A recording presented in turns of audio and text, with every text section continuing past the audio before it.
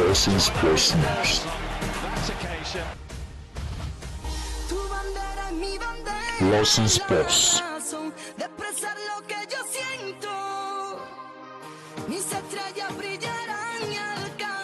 Lawson Sports.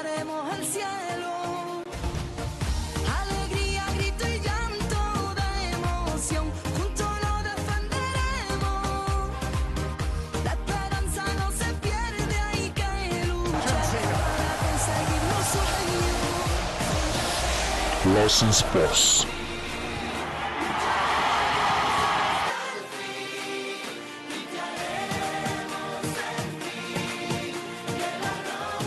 Lawson Sports. Lawson Sports.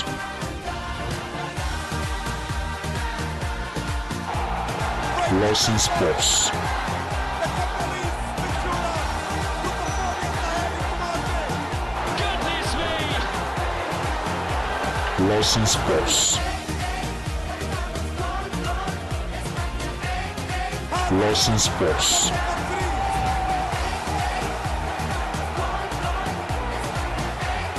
Lawson Sports. Lawson Sports. Lawson Sports.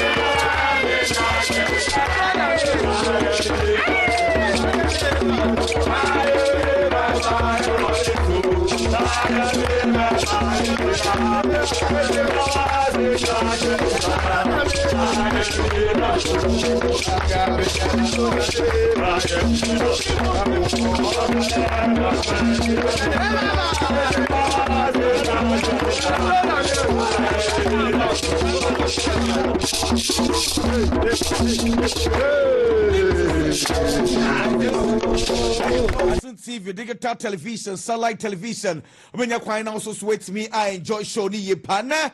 Yet not see there was out say there was so who and ya popana, you don't want some so at the bronty catcher unia na unia son catcher in yasa jumediano yenya a day as na. Before ane jumeko bi adaroma na omota jumedi ne timakata sanyamia tumwa ye kwa Kenya and Dubai. Yene strongman Kweku Edilson and Frank Nero and I am ye ko Kenya and Dubai. Inti program no open Saudi chia bomodin na journey and fe yina yanko be joining na je number WCC 0552 153 124 0552 153 124. Now a banny and so anyway to Jumakam Her Pasco. When him say Her Pasco herbal capsules de liver sansam obepo liver ho ban a he pasco afei wo ka no sesan wo nyema enso e wo shell maka cha so oil no obesesa enko sesan wo baby foforo bia wa hwene ya no kina bi akwafa asam kese e de abro e shell e na wokọ na wakwa akwasesa nyema no enso e de afi o maso ye afei coffee amwa mabu stones no mo amope mabu stones e de am swimming pool afei floors ade mo so so amope bi e de staircase no wo ba kofi amu anamfe wa ba bejema puso slebi ka fam se bana so ye home plants sa hudo ni nyina ye ka fam so ye na Ghana ye kwa akwache ni mapa ne bi enso etimi ato Divine Hope Herbal Center eno de maka cham se edrei Wunya nsuo de na o de Divine Hope ye drive for o che herbal capsules na kakra o che herbal powder no wo de kakra gumu eno anu wudem ebetimi abo ye pa afi bet way se me kan tell se child bet e wo bet way enche the betting course no enso e de bro Kivo 4-in-1 no eno na say Gary Sockins na I simple Kivo enso adaroma hasa capsules any hasa mixture de eno ene ye pam all santi be dwane akwa e hasa capsules any hasa mixture Kel Chaco toothpaste no misramo uchu osia na we use Kel Chaco toothpaste be fi ene niam ase bia kwahye osia se ni nyina ade fi ho empampan ye wonum ni nyina ye Kel Chaco toothpaste ena air pam Solac mixture o de poa ajiase wa boso empampan e wase wa menua ba wadro e Solac mixture filo milk no say ye no milk keke ye fa milk nye aduane keke ye filo milk and awokwa akwaje Verma Plus Company Limited e the Prostavite capsules na e di aba o say wo junso na wo chimo asa junso na etimi aba mo junso na moja enemu no o prostate nsansam na ye Prostavite OP wallpapers can ha ubeto wallpapers blankets are what war 3D wall clocks OP aswa na oba 3P garlic mixer no mwamwa kese abros wallpaper so te osusu asugar level no kwa na air costro and now so say what's se che wona se etaye tititia 3P garlic mixer and make come for ediamao extra comfort foam no and also the makata students are hot war mo king size queen size mattress die extra comfort foam na yes so ya mattress ni bi na oba beji Executive Herbal Center Makacha says say and doctor Safona so by a swear oba Michelle test who do any test and scans who do any no yeah at the actual free our Executive Herbal Center and so asway but more than a pray na yan so ya new endijuma City Ceramics mo amope tiles ato also so our primrose Makacha sa finish na dan finish there a City Ceramics asway na oba bejibi Gentleman Dental Clinic bibia fa wo sen wanum asam o ba Gentleman Dental Clinic doctor Safona be hwa wo sen ho sam and so e dia ma o ensua sa wonom eye kangan anaje drinking water eye super but more than a corner conumbi na fe emwa Samen's Vital Herbal Mixer and a capsules no e dre dodo na fra na agan wonom a be fi e wasrade ne mu nyina and wo sisi e fi srade bo a ano ana ma be ma wo de boss wa ho timi esane untam no wonom Samen's de dro ne bia e be kla ne nyina efro e de ama livestock mining and engineering training school here my counter so by aso ya e be kira schools no Brady and Chelsea near City excavator, forklift after dump truck, bulldozers are wood rollers are wood running in ano, a livestock mining and engineering training school, Buzia Ventures say Ghana card no for Branaba Jeff phones, over Jeff phones and away to it and a Buzia Ventures and I make come for Ediamo, Midima for her bar hospital, Dr. Time or no so ya be at it or bar Midima for her bar hospital as well. No about Juarisa, Astolings International dear, Danida, Mekachas and Kratas. Somewhere you do kwan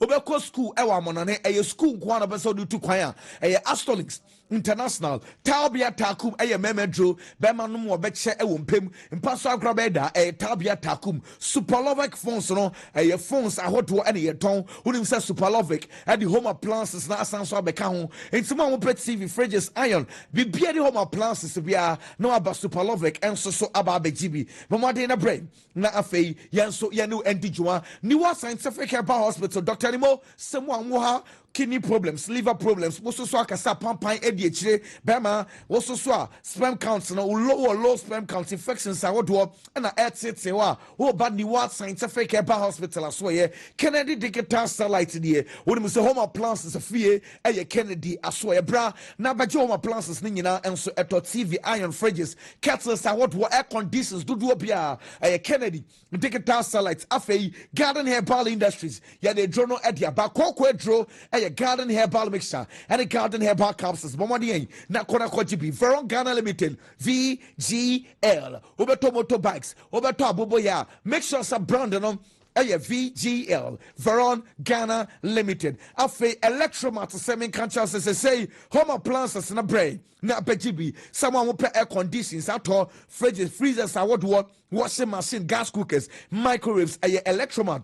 I swear now ba na wa ba BIGGY Alaska Star Enterprise the nyama beto de sisi dem ama hwaye fe Alaska Star Enterprise Royal Forms student for no mingo so enkai mo say 4 inches mattress no ya de 350 Ghana cedis per 3 inches ediano ya de 320 Ghana cedis per saso and only edi kum tontom no ye be kum tontom no edi fifio saso mosquito coil and spray no and make am for and so edi amao no bien security system there dane da me catch us say but modern for security in some about fear CCTV cameras no ye bo modern ones edi amao baby obia obehu de ekoso and so e wo fie ho bamba cold capsules bono asebi na ba be hye wechi no bomoden na afei yen kla ni nyina emfi ho Kweku Edro eye bamba cold capsules afei epono doors eye door master so ene ye kwakoje doors ahodo ni nyina open door ode unse bebie de ode wani bebie wo so a open voice control doors na proper armor doors ahodo bia no eye door master so eye Ghana ha open pono dia the whole Ghana door master WS Betson say register WS Betson cabet WS Betson na afei wo so di esan say also no esoso WS Betson bafo polo die we say Africa we no obehye dress good Ghana for make us wow akra yi untade ehyem efa bafo polo nexens cable metal say me samo mo pe conduit cables no flexible ones no we say yes I would draw no nexens cable metal and I make am for ediama or say we say what to more than 5,000 Ghana cedis. There we are, say, we make a receipt, no. Now they are sending number way 0531 018 643. Now our friend here also edit kama. Skins shaving bomb solution, no. Mesre, we are bodrian and I say, and sans abeguma bodrias, no. Skins, no, and make come for Ediamao. Easy buy phones to set 300 Ghana cedis a pair. What the bar, Ubenya phones, no. Do biane, what the type will be out, be a befako, netwits and kakra, socks a dear, a ye shining star, and I make come for Ediamao. EBA phones to say iPhones now all part of them with just 40% of the price and all bar. What the tour and one by iPhone now can use to the chips and kind of and crank DELA fashion the Macatch of the hardware sitting in a don't call no fina yen free was a crepon japa afe chechere for praso ninano yakoto and yamano ewo DELA afe rush energy drink and so and Omadaroma. You can share your call Ratri Park, you create J-Bad, and you could smoke, and so program now, and also a cost. So, ain't see, Yarin Yanano, Yababa San Sabna Senafe, Yamuso Abon Como, KWAME DELA, Bibia say, Yeminia, Nango Pando Bibia Boko. Fantastic. Biggy Bibia, fine. Namia Dum Bibia, fine, Kwaku. Fantastic. Miss Mama, Yananse, na Yamon Comwe. And a question of the day, and yeah. Now, question of the day is say, what player will affect the game the most as Tottenham Hotspur takes on Chelsea today? It's a Tottenham and Chelsea and an airport player bang and a also say game no be we no be a body this asumesi wa bobo papa Kudus Extravao Richarlison. And now so say Enzo Fernandez. And now so say ususu say player for be our list anymore. Osha. Obetimi abo ebia na oni we kra mu na bia ususu say bia ye kan ye kin wo se Moises Caicedo ebia wo say ebia Pedro Neto. Wanga say ususu say wan ya. Wan e be wie game no na obia e body din. Kwame. Kagu. And e ojina hin. say already you be entertain you Diana definitely say ye kasa obi be entertain you be mani pagia ngofo be hwe omo ye very skillful ne to say Mohammed Kudus ne Esteval no ba me hwe de obetimi ni effect be give him kese from a tactical standpoint me kwadi amaka I said based on how our game ni be sia so de me choose ne pan de oni list ni me kwadi amaka I said but omo be entertain you definitely Ebeye Esteval Muni Mohammed Kudus man ebe entertain by obi obetima affect game ne from a tactical standpoint me kwadi ama Kaisedo. So obi obetima affect game ne de Kaisedo. Yeah. Wow. Say by scoring and say by just from a tactical standpoint no, because the nature of the game and how no, we are going to see Spurs or bebo Abrante friend say Palina and a Bentanko mu finfin or Chelsea will be here aggression no, because our two players ne flourish and Mohammed Kudus that freedom to operate. So Chelsea be here will be me this aggression, this physicality in yaba. So say who probably bit my affecting game the most do bit my protected the back line for Chelsea because definitely Spurs be attack it.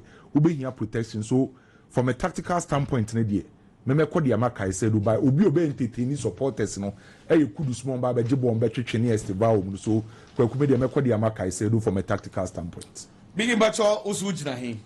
Kweku the spotlight, the attention is going to be on Mohammed Kudus.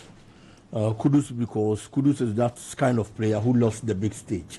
He always wants to prove a point. He's that fighter or opportunity kasiye platform kasiye na wachiri we are seeing now wachiri will be asa or no Kudus Mohammed no onimbo ne bo. In the big games are Tottenham aba near ma kon kind ya mo munyina no. He's been very influential this season. Assist any idea now or the money players, the teammates in you know. I feel say playing against Chelsea. This is going to be that big platformer.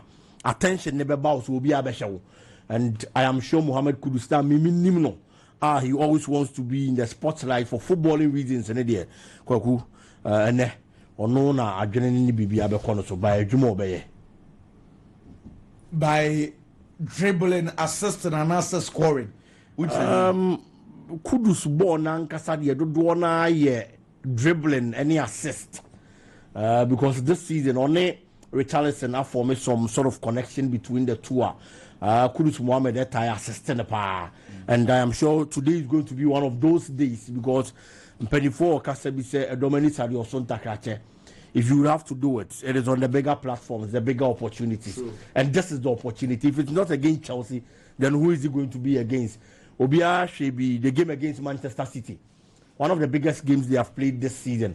Quite often, so in their attention, ball or boy on that day. And I'm sure it's not going to be an exception.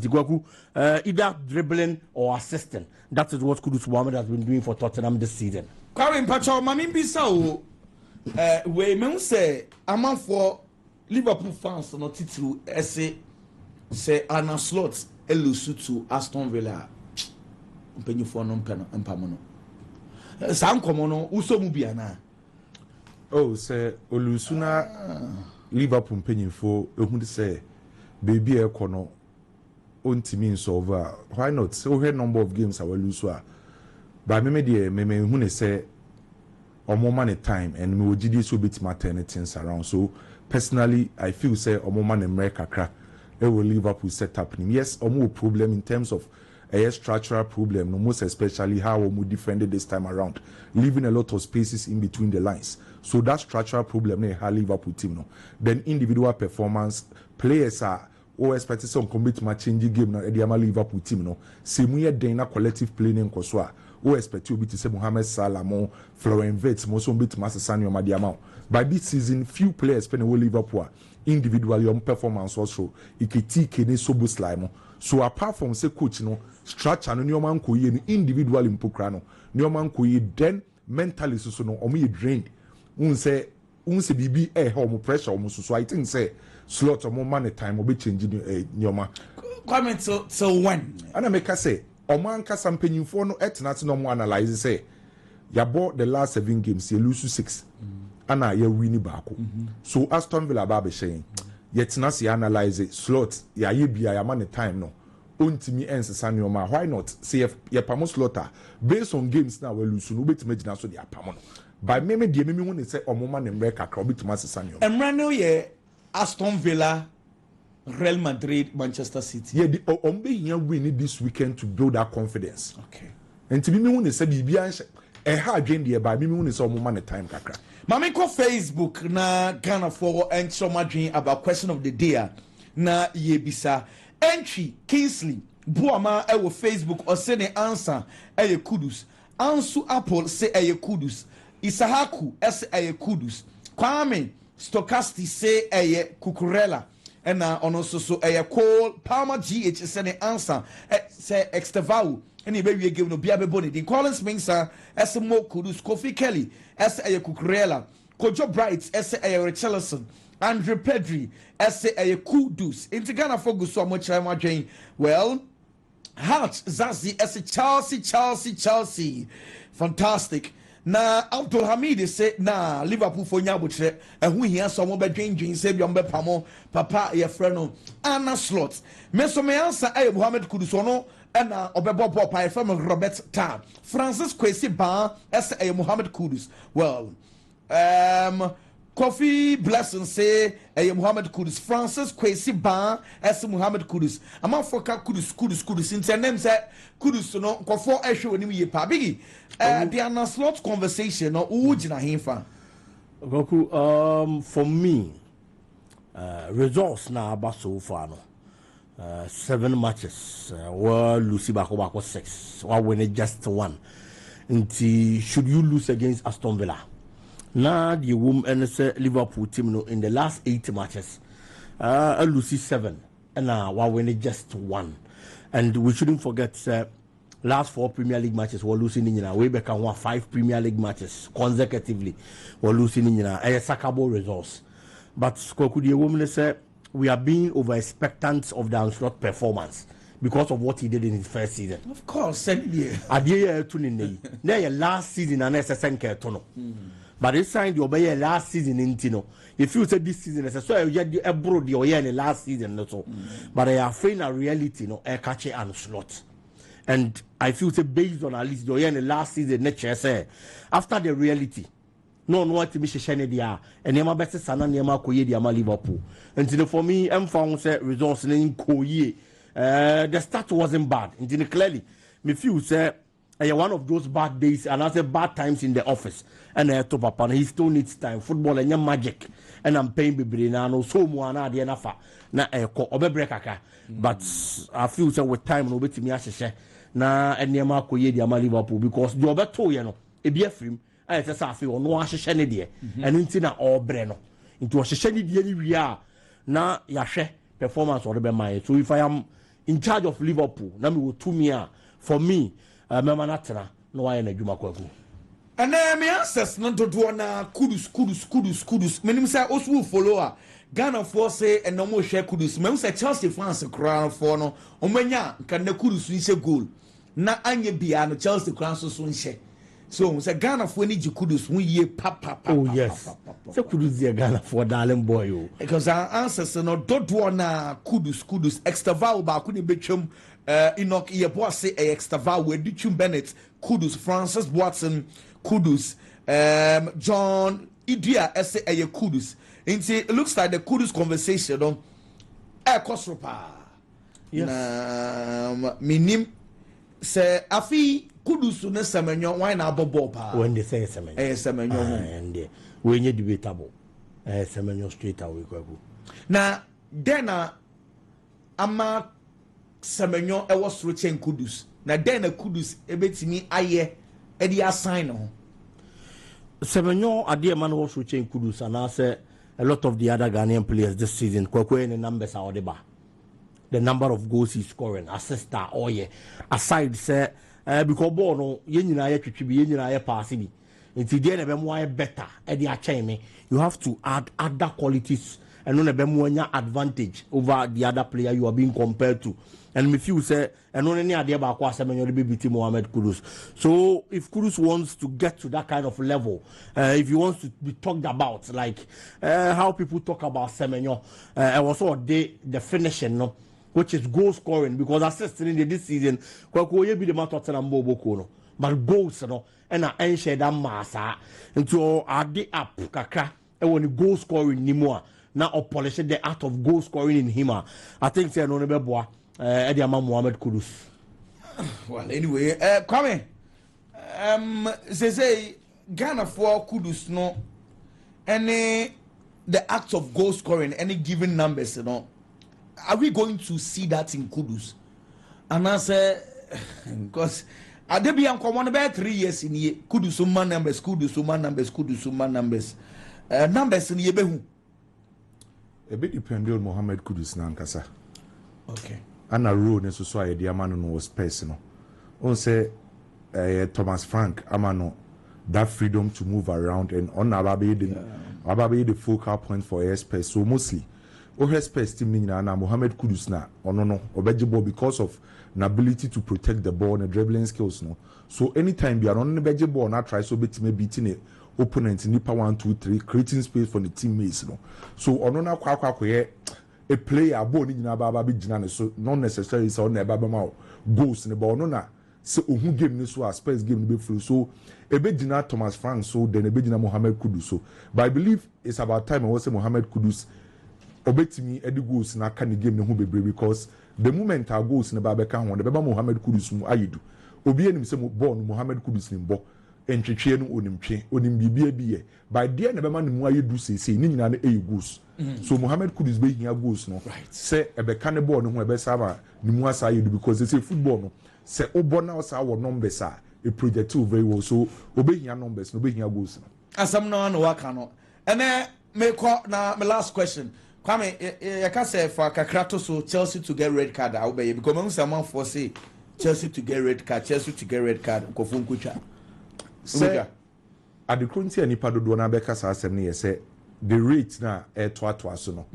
so the moment albon say be a repeat bebre no obetime nyam gidie say the likely will say betime si no e was so we so be see Chelsea to get red card the possibility no was because of recent events the to Chelsea say omota be oh there be Biggy Chelsea to get red card na possible na ubetwa highly possible say about the last 9 matches. Now what the 6 red cards. Now the last 7 matches, what the 5 red cards are. Highly possible that Chelsea beating the red cards. It's our trend in follow Quadia. Okay. Yes, highly possible. The intuition. I bet you it's on Faka to achieve means in the quiet cry. Maminko, I'm on an examiner now for young Cobon Coba joining our television. Also, Lawson TV, our Facebook, Lawson TV. Now, so I join us for Common. Yes, so yet, I'm always on Sam. I can't tell, sir, we can be. For 2 quarter jumps at time no assessa in CO plan and planning here and then English Premiership games no ever started 3 p.m. Brighton and Hove Albion and Leeds United Eben Burnley and so any Arsenal Eben Crystal Palace and Brentford Afe Fulham and so now Wolverhampton Wanderers Eben Afe Nottingham Forest Eben Omiensa Manchester United and Ebesia kind Tottenham and Chelsea game no 5:30 Liverpool and so any Aston Villa game no 8 o'clock and the games so our English Premiership and Spanish La Liga games Villarreal and a Vallecano game no 1 p.m. 3:15 Atletico Madrid and Sevilla Real Sociedad and Atletico Bilbao after Real Madrid game Valencia game no and also 8 p.m. and the games so Cremonese and Juventus game no 7:45 now fe also planning Bayern Munchen and Bayer Leverkusen game no 5:30 and then games so Paris Saint-Germain and Nice and so game so our French Legano and also 4 o'clock nyame atuma ochira games so Sunday Manchester City and the bomb of game no 4:30 after Spanish La Liga Barcelona and the out game no and so 5:30 games so and so and no yemon common afei ye no wendi common somebody there bro nana and also ho na when him say Papa ya for Ruben Amorim. And on Sancho for actually be the questions be kakra. Say Ruben Amorim and answer Manchester United airport pola. Yente win some more passable from the back, sir. And can Andrew Nana away or Jebon na Harry Maguire BM na Matisse delete BM na more passable from the back near Shamu na man for complaining. Nan said ye send elements by a tum na edim na other Manchester United other na as say long balls and kwana mubwe and also no ono onye coach or believe we said they be one way no or say opeso passable from the back na say nkofo change na Manchester United defenders no so or say no one say we goalkeeper bobo ni first team essence say or say our Benjamin Sesko owa Kunya betimi afa ball no mobo ball no so tuma Brian Mbuemo so betimi afa into say danger na as I said the bia no we wa dwen say we pass ball no from the back into say on the oye coach ade here na say goals na ba wo into say wo press the bebre wa catch the goalkeeper say long balls na de etom nko na possible but ball no enso FOC me no ensama Ruben Amorim enso eka wonim say UEFA for one basam esansa say ya drag UEFA for at the call Switzerland court kese ni nyina no say na papa in fact nkofo bi om fi Chile sports consultants now. Say, say UEFA Champions League format na ye use no UEFA for be wiaye. Be free na ni nyina no say, so copyright ideas no 2006 na 2013 no ko UEFA for so ye and UEFA for no ko ye meeting. Extra say format we na ye UEFA for no say ye munko. Na fe da sorry ya. UEFA for ye format say be catch ma wo so wonye we ideas. Inti da some no at the crop. Mama kama te say for ya say UEFA for no nkofo no say omo 20 million euros and the DFE UEFA for no so mo metua de am de mo ni hwe asam no omo de court in Jessica no and so emfa mo and no Kylian Mbappe ya catch us European golden boot na ekoso and my the award no e ma Kylian Mbappe Real Madrid for a release behind the scenes and yema ekwa so aprana yede award no edema Kylian Mbappe na Mbappe ehramu and on my wall be edema Kylian Mbappe pictures upon pictures Kylian Mbappe so far about Real Madrid iconic events in yema ACC ifa Kylian Mbappe hono and omde ni nyina santom the picture where I was way okay then see way okay see and now ye den and the Kylian Mbappe share the story behind those pictures and na enya sam ketwa and yema keso mo yede ma Kylian Mbappe make Mbappe so when say no Spanish La Liga player of the month echo edema Kylian Mbappe Ballon d'Or player of the month and so echo man it's no awia no kwa hat-trick of awards ni nyina echo edema Kylian Mbappe no owie ye and on Madrid for media team no edin komo no ko bi sanse me bisa won sam kakre sanse award ya GS say obia Emma fancy Cristiano Ronaldo on and Emrebi or GB Edema Real Madrid. Now, Opesa was set pass, Opesa was shot the Ronaldo. And also question where the answer Edding at the money. Nemum, the Betimia can say, or being himself about Real Madrid, not about Gosa, the benchmark can a Cristiano Ronaldo. Nemum, the Betimia can say Ronaldo Espane, almost 9 years our club with one buyer, after which 1.5 years since you on to me found home to Ronaldo. Nemum, the Betimia can say, or person one Casancasa echo one path. Or yet you know or yeah na dachi bi sabubo Ronaldo di anama boni di e dia batan ho on person be compete with Cristiano Ronaldo and I'm okay.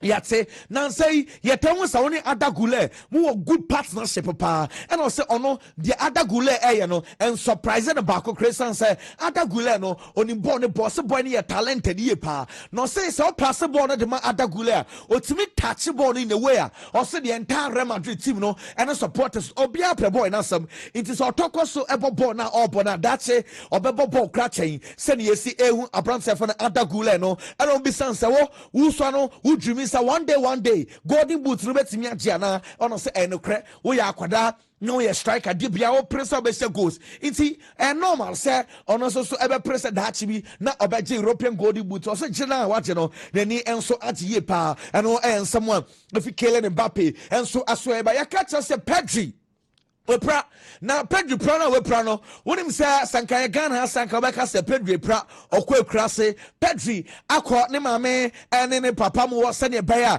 ni treatment no ebetimi akọ ntam so hu say wotse wo free city na akọ kra na se kakra eboa enti Pedri no one ne mame ene ne nua ena ne papa ena the television no so no Manchester United ya metene say omo expect say Manuel Ugarte dia keka kokoi de wan na boy no we free club no enso ekọ Matter say Galatasaray for Nyamia Tumwa January. The bid ebeba a loan plus an option of 25 million euros. Loan plus an option of 25 million euros. And on Anameta say Galatasaray for Nyamia Tumwa omo pese the ba January. Now from where say bia a possible and met me in your branch and so Edinako now for Kwaku Sakai Ediama Galatasaray. Yeah, train the baby be a buyer and once a man so Edibaba. Matter say Manchester City for so interested. Aston Villa for defender Ezra Kwanzaa Manchester City for and so Edin Komasa Brante say omunya no Manchester City echirwa ni nyina no say Demetine say Netanaki possible so no so be Crystal Palace after Tottenham Hotspur for show interest Jonathan David and I know feel Juventus or Juventus fire obo enko de be bia emfa Manchester Aston Villa for the person the loan and so nyame aduma January now for almost equal try now the dame can't say Kenan Yildiz still yes Chelsea Arsenal Liverpool Kenan Yildiz Juventus of Accra yes still almost tata branch is a master into the Juventus who are here one man England master born open media for her will be able to project Juventus eyeing no up to the captain at the mouth never open bigger platform of England yes Chelsea go so convince Kenan Yildiz say I'm ready now be say Chelsea number 10 position of and also Asia kind and I know any LNK a brand for Hendrick Edukoma Olympic Lyon so Olympic Lyon for Nyame Aduma January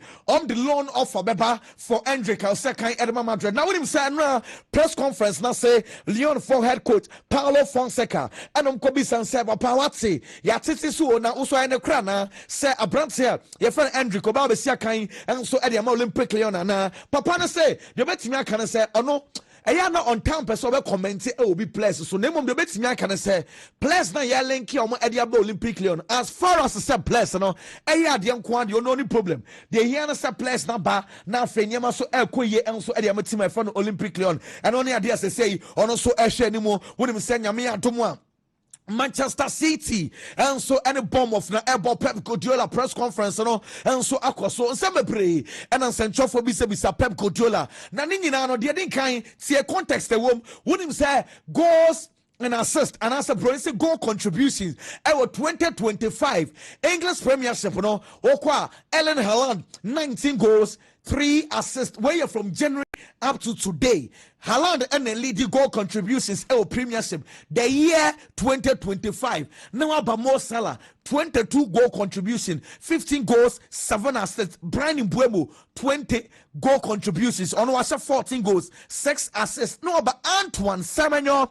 And also our 12 goals, 6 assists, and he gives you 18 goal contributions. Now I know essential for Kobe and Pasa, Pep Guardiola, blah. One statistics way, one was Antoine Semenyo say our form brutal. Now money bomb of na ebebo. Now one was Semenyo. Now ubetimi handle Semenyo the Pep Guardiola. Just what makes him so dangerous at the moment? It's not that season, last season, the previous. So for the way the Bournemouth play. Suit perfectly for him, so he's extraordinary play. We see now say Semenyo and this season kwa ya century now say this season kwa no say season we o say last season of boy no wo ball pa no say kwan bomb of for first to ball no esi tu Semenyo ye eno ti na Semenyo form no enso e wo suru ye pa eno ko be san say Pep hwe na no ana slot say wa who players be brave and you know so we drop it for crana 11 players and so ba be park no so solid players and Pep Guardiola say sir or to say comment na mbum opamucho on person be headlines bia why you will not have my headlines in Daily Mail. I'm sorry, you will not have it. I say, oh, make a comment and cry no master that they are quite headlines. What you say, they are not the kind of young Jumba cry. And almost as well, so Ebisa Pep Cotola say, feel for the Yamia to my weekend 200 Premier League appearances. Now I'm saying the form or not the form, no man for say, and then I saw or Chana Edum or Pep Cotola. Then I'll come from our first of all, 200 Premier League appearances. We are the form and I can want some Pep.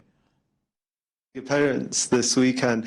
Just for you, what has it been like to see him grow up, I suppose, from 17 years old to see him now at 25? It's an honor for me to have seen these 200 games close to him and the impact has done for us, for the club of his heart, and yeah, it's a good milestone, especially at his age, I would say.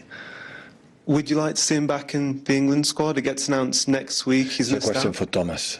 He has to play as best as possible. Of course, the contention is not easy. English players are fantastic in his position. There are many. I have to play good every day, and after Thomas will decide the best for the national team. Andoni said this morning. Decision in our coach and on Fay Thomas Tokel on also be taking decision. Yan Twason and Fay, Yan Fadi also so and from Chelsea, not Yan Cobon Commissions at Chelsea, Yamia Duma, and that talks now game and Yan some Ketswa from a Coco Bam, not Yan Cobon Come, Chelsea training grounds and run. And Yama course so getting kind plus no coaches no and Momo Jim Kakra. Na kopete peja nadia hwese ne ampomde na besi akọ enti enra coach ne amom wie gym session no enom kọ park no so enso ekoye trinity gym no hwa we learn extra vow no peja nadia enti enra jaro to peja nadia no master mo mpom no enya den ye pemwa na ewentimi yankọ enti enra training no ana etwaku join on television no so Lawson TV Facebook Lawson TV or television no so enra Chelsea training grounds ho niam na eno so etwagu mu wie na Mika to no to Mika ye na fe passing game no so ekoso nti eno Chelsea training grounds and no so etwagu na onim say Mika game no wasam na eno John Terry akwa sem bia ma Tottenham for no obubuafu brutal master Chelsea ne Tottenham nkan de na emom wuntimi se bi ND se hunu sa wate wo John Terry be say kire say omoye program na wo John Terry was send voice note dia akoma omo say omo monte umbotie ya wo John Terry say Tottenham for the invite to say game ni bi game ni Ghana time 5:30 we say Tottenham for say brag game no 5:29 pepe na Tottenham for say oba do be call trophy cabinet wo kwa akoshe trophies no say no kra no 1 minute crazy 1 minute okoya be san so aba be hwebo ni bi we be say Tottenham for dwa brutal ye tie John Terry asem kan about this morning O'Hara, even using those two words together, Spurs and globally, should never be in the same sentence ever again. Mate, they're still doing their pre-season tours around North London. Absolutely ridiculous. Also, I've been invited to the game by Tottenham the weekend. So it's a 5:30 kickoff. They've asked me to get there at 5:29 and they'll said they'll take me around the trophy cabinet and they'll have me in my seat by kickoff. That's how miles off it they are, mate. What do you think of that, mate? Was John Terry asama and John Terry but always out say we Drew Stadium were 5:29 now quad trophy or could be a Tottenham once before trophy cabinet were less than 1 minute to make me answer about the shebon always out say John Terry as more come Tottenham for the brutal as a master we are penny with diagrana or yes so seals was number 2 young Arsenal sober training grounds one of a young already across so Arsenal so air prepare Yamia Duma Burnley any Arsenal airport over the weekend and in fact Arsenal for training grounds no Omukoi Mikel Arteta instructed players no say Arsenal started training the players Obia Jim straight to the gym. Monko peja nandia kakra ne hwa de enti anu Arsenal sober training grounds na plus na edru training wo dru onom na fe gym sections kakra na bi so lex kakra omuye na Mikel Arteta instructed say ye dia obi an straight yenko park no so na fe yenko shooting drills kakra ti Arsenal training na niam so etwagu honti over uhwe Victor Gyökeres no peja na de omuye no mko park no so ekotnit no mupom say Arsenal 8 consecutive wins etwa so sa form no ewo ho bibia bakama ye hwe no say Arsenal game no so ebetimi akoso de be about yet one seven so Eddie Baba. With him Salami Yamala confirm say if you na ya can say all Kwakoton Eddie Fisher Picky and Shakira old house and all cotton say finally. What area? Name on any cousin Muhammad Abdi or no and a quackets now and an down for pie for the Schwab. Omo mienu and a quackets na a dynamo and say and nipa miensa and a quackets na sa dynamo now feel what you more feeling good says hey sika ofia yet what I said until Lami Yamal and so and some and if you need when ya atona kama Robin Amorim and such for business and Yamia Tumwa January Manchester United ever top players and also said ye a bad thing so bet Miaka Manchester United ever top players name Johnny say Yamia to me do January plus Libre Asta say a complaints so munya boni bimbo inti onim say Baomes Yamia to me do January plus Libre aka said Omunya boni bimbo in some person fit club with mu and as a training is okay question na wuke kan die my mbisa wasam Kobe Menu ono so ka hu bia na the situation no adan na my boy no embo ni bi o se Kobe Menu do betimi aka no say ye kan and Manchester United ewo Europa en ka betimi rotate squad no we bo kakra no we ya bo kakra o se say one game every week you about one game. Inti just imagine or say a better than wait now rotate. Inti as a Manchester United anyone in me a season way or my year on muko Europe send ye bear also bet me a rotate squad no I'm a beer and so enemy and it's me and I'll say okay look sure so the bet me I can say boy look sure airborne or Safata said the English national team look sure also bet me a romubi nebom or so Kobenya in can look sure so bet Manchester United now I recover them so coach oh can't dang wow say young friend also nyanka boy no ya ko international breaker unrest Ruben Amorim opasa what you saying that was okay the way tinya kan say leg now omobo no the yan ye pan say Manchester United ever start winning games or say adia bako person ye ne say onfa ho say Liverpool say ye team ben no coach or say the yan say I was Manchester United winning games na afei omutimi accorded the top of the Premier League. Esan say opposite the Manchester United. Echo back to Europe. No, so Nottingham Forest game no a baye day. Papa. You could see coach Ruben Amorim. Care less about being up in front of Liverpool. I think the fans might like. Yeah, I know, but it's not my way of seeing things. I just want to win every game and to finish top of the league. I want to be in that position. Is to be the champions of Premier League, so I don't care about the moment in the table. This is going to be a very different game. The environment is going to be different. We struggle a little bit to play away. Every play that Nottingham do is going to create a buzz in the fans. Manchester United training grounds are what's say Amorim or South or ye dede bono hey, now Amorim says, I say, Bibi Aban this one. Mammy Falco training grounds. Let's say Ruben Amorim, boys name Bobono, or in Stratsuamo, and not see much as a master. Boboni, you're serious. Good speed on the ball. Good speed on the ball. Yes. Good. Right. Bring the ball in. Guys, 2 minutes. Yeah, 2 minutes. Oh, he's transfer place, no. A Kwame Faso M1 ball. It's Amorim Bono and Ogusu Echecha place. Kakra. Yantuaso Nanfei. Menfadi also M from Bros. Say MLS officially. Omer release. Clubs in one year Kakasia officially. Way from the MLS, almost say a Lionel Andres Messi or just 17.6 million euros. Now way ne sponsorship and can weigh and salary or J from Club yeah from in fact Club from the Inter Miami. See Lionel Messi at just 17.6 million. Now fay the Otoso Mienu a human song on also 9.6 million and a Sergio Busquets and also at just 7.5 million and no a Sika.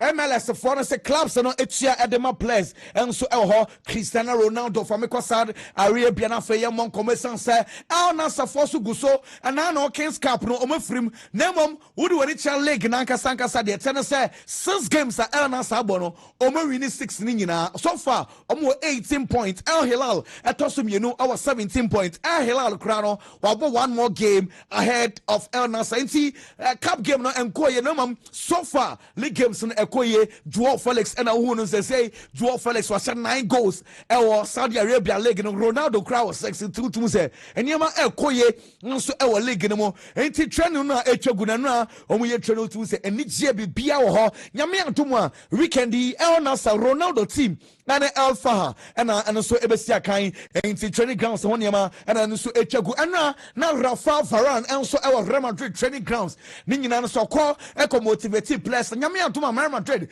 and also and Valencia and Asia Kain Rafa Varan and so I don't know Matses and Yamia to my game no or no so Ebewa Senafi Wakako supported players no Senna Lemons a goalkeeper and so Edma Manchester United no so Matses and Kofo say or no or your Peter Schmeichel or so Pamucho. O pamucho pa onye Schmeichel say eya na nkofo bonabaso odamwase nemom untimi nkaso ye Schmeichel sa adan sesen debi o so pamucho pa onye Schmeichel ono afi no wapa oye ne nyama kakran into asramo sa comparison na de enya de betimi aboa no Brian Mbuemo eya Manchester United player of the month for October. Player of the month for October, Echo Edima Brian Mbuemo, goal of the month for Manchester United, Harry Maguire, and Nano Gola, and also against Liverpool, no, and I'm paying for and so a Sago, no, Yabaka say Cristiano Ronaldo, and a PS Morgan interview, no, and check. Next week, interview never cost minimum. Demetana say, what him say interview say elastic 80 minutes, 1 hour 20 minutes. Hey! And the Ojafo and some the Obe can be papa. Ain't he trying say interview no and so very ready. De La Fuente, Spanish national team head coach. As a Yamia Tuma Efiada and a Spanish national team call up no also at the list and Baba Aaron Ramsey.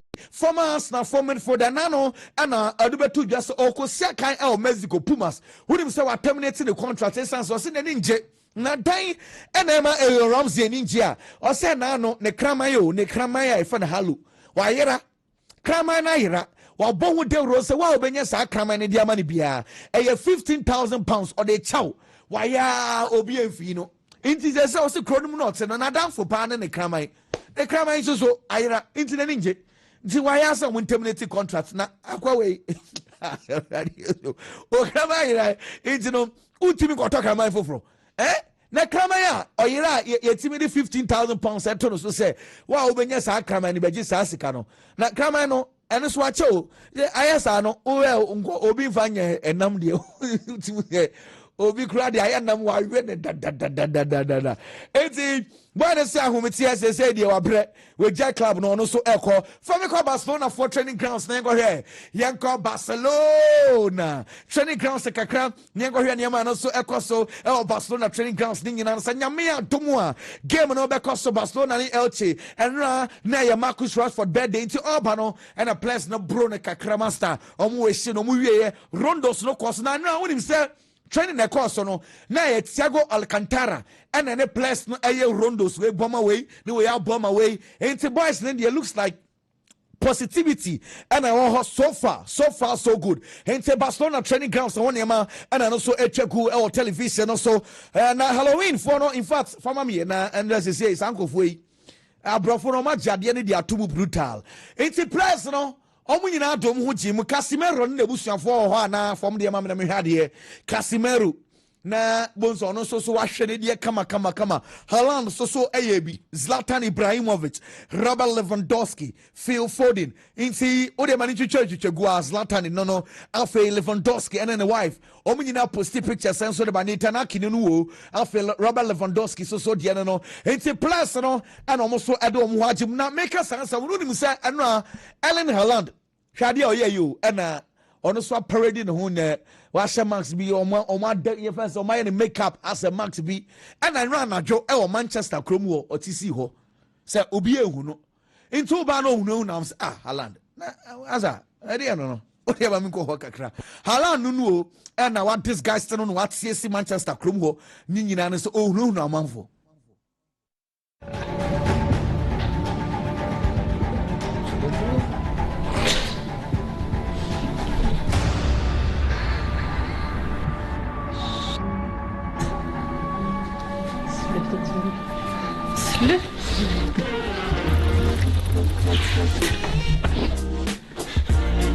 Excited for it. Our first victim is here. I Tigers, why did you want that? Come on, mate. La me, Yama, Papa, Father Mammy, a senior man. Senior man, as they say, the maintenance say, on a girlfriend, say, it's our enemy Yabasu. What I say, a senior man, or 40 years, girlfriend in number 23 years. A senior man. And you know, they want to say, a possible pa enche, matter say announcements in Enyaba, and say La Mea Mal, Papa, on Suswin Yanidi, and Tinebani Yanidi, Manusun Yanidi. I'm going to get to what a answer. And also, and was a man so ever, David Villa. And so a former striker, Valencia, Barcelona, the Spanish national team. And Mukobis and say, what one African players be brave na bobo. Na omo no mapopo. And Oma almost so now we have openings. Why no Ususu say? Omo great African players we show mo and Oma bobo. In my time, I think Eto'o and Drogba, because they were strikers like me, was two amazing players in that moment in my period. You know, I never play with them, I play against them. Of course. And if you ask me about one player, so currently says African best player, David Villa. It's Mo Salah, because he's talent. You know, has many good African players right now playing football, but. If you ask me about ones, I think Mo Salah is the most talented player right now, yeah. Mohamed Salah and the most talented African player at the moment. And I'm Kobe sounds okay. Now Victor Osimhen so won a performance saying. I saw the last year, no, 2 years ago, when I saw in Champions League game, Braga against Napoli in Portugal.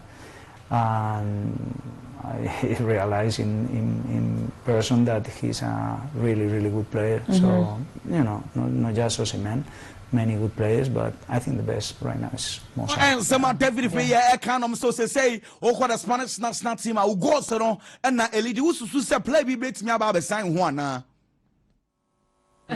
You know, when I start to play in the national team, the people said, no, it's impossible to get the record of Raúl because 44 goals, it's amazing, yeah. It's a lot. So, and finally I get it, you know. So one day arrived one boy that scored many goals, and you know, Lamine, for his age, he will play many games in the national team. And come on, so across Manchester City for one basam. Ningina say pressure starts eba say and someone to Abramovich and Chelsea no. Yenfa be and Manchester City pepe. Ningina say and Tokwabi across Sudan and I'm for starts accused say a UEFA for. In fact, UAE for na shishase na UAE so they can now Manchester City penny Mansour ono and he says more as a vice president at my UAE say omna shishase e ma say ye kunkuma amanfo enso e wo Sudan UAE for say omonka ho there be amanfo say there be mo ka ho enti say omo calling to investigation so omo hwehwem say no crash say UAE for na shishase bia they to Manchester City but they to Chelsea any Abramovich Abramovich na Jene club every ni sem no yenje Manchester City enso so efren free Mansour sem esan say Manchester City omuntimi ehwe amasa de ni ensim yenkukum amanfo enso e wo Sudan up to now UEFA for enso enyanya investigations dem on dem etene say UAE for na de almost say up to now do betimi aka e de che wiase ni nyina so obi any evidence bi e che so omo and the sansam no and so echi into a trying pending investigations the baby piano a buy at one somebody by Manchester City for home back or one well they were trying now when him say and now Eben military wife and military say all done in a video no na owie na ode kira ne say and was also posted ya che wiase nya na o ka che say and a professional footballers no more da omo ye no more proper regime style bi omo for so eda no and a bois and Momusu etimi enya honden at W1000 and so enya honden na obobola then on funny siesta em Niagara.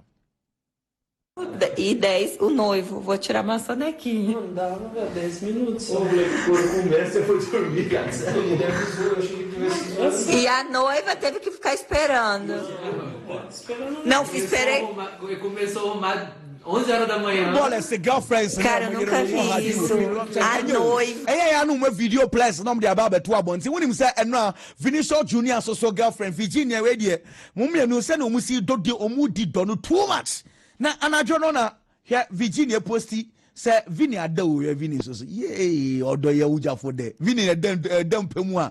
The girl a video ne diabare, Unyane no horse wrestler. Ah, Vinny. Ora vou cumprir. A faixa.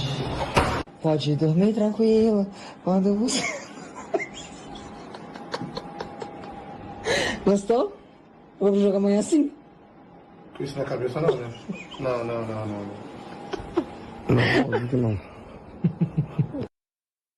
Bi no se nanka bia biggy adewie nwumre bi nanka obi a video ne da bonten na e di asamebo na Vini ani Virginia nsam na master nsam bia sorry wa Brazil nya sam ketwa de din kan wonim sa Virginia one ne ex boyfriend ntokwa se efie mansion mienu ntokwa dem we say efie ni ya media we so say efie ni ya media chese ensam na koso Ghana na em say ebi na esi wo Brazil no enti say ntokwanya pai ewom na de matene say Vinicius Junior de o say Ghana mamie no de one Philippe ewo ye no Vinicius we hwem kwada na nyina do mbe ko school ema say okọ Brazil a man na wo Brazil no oh Vini ye real man member say oh ya real man say obi a woni pa na wo Vinicius Junior wa che nkwara na say obehwe omo ebehwe bibia child support school obehwe omo nyina na man ma Vini fans say na member ye nyina ye hwe so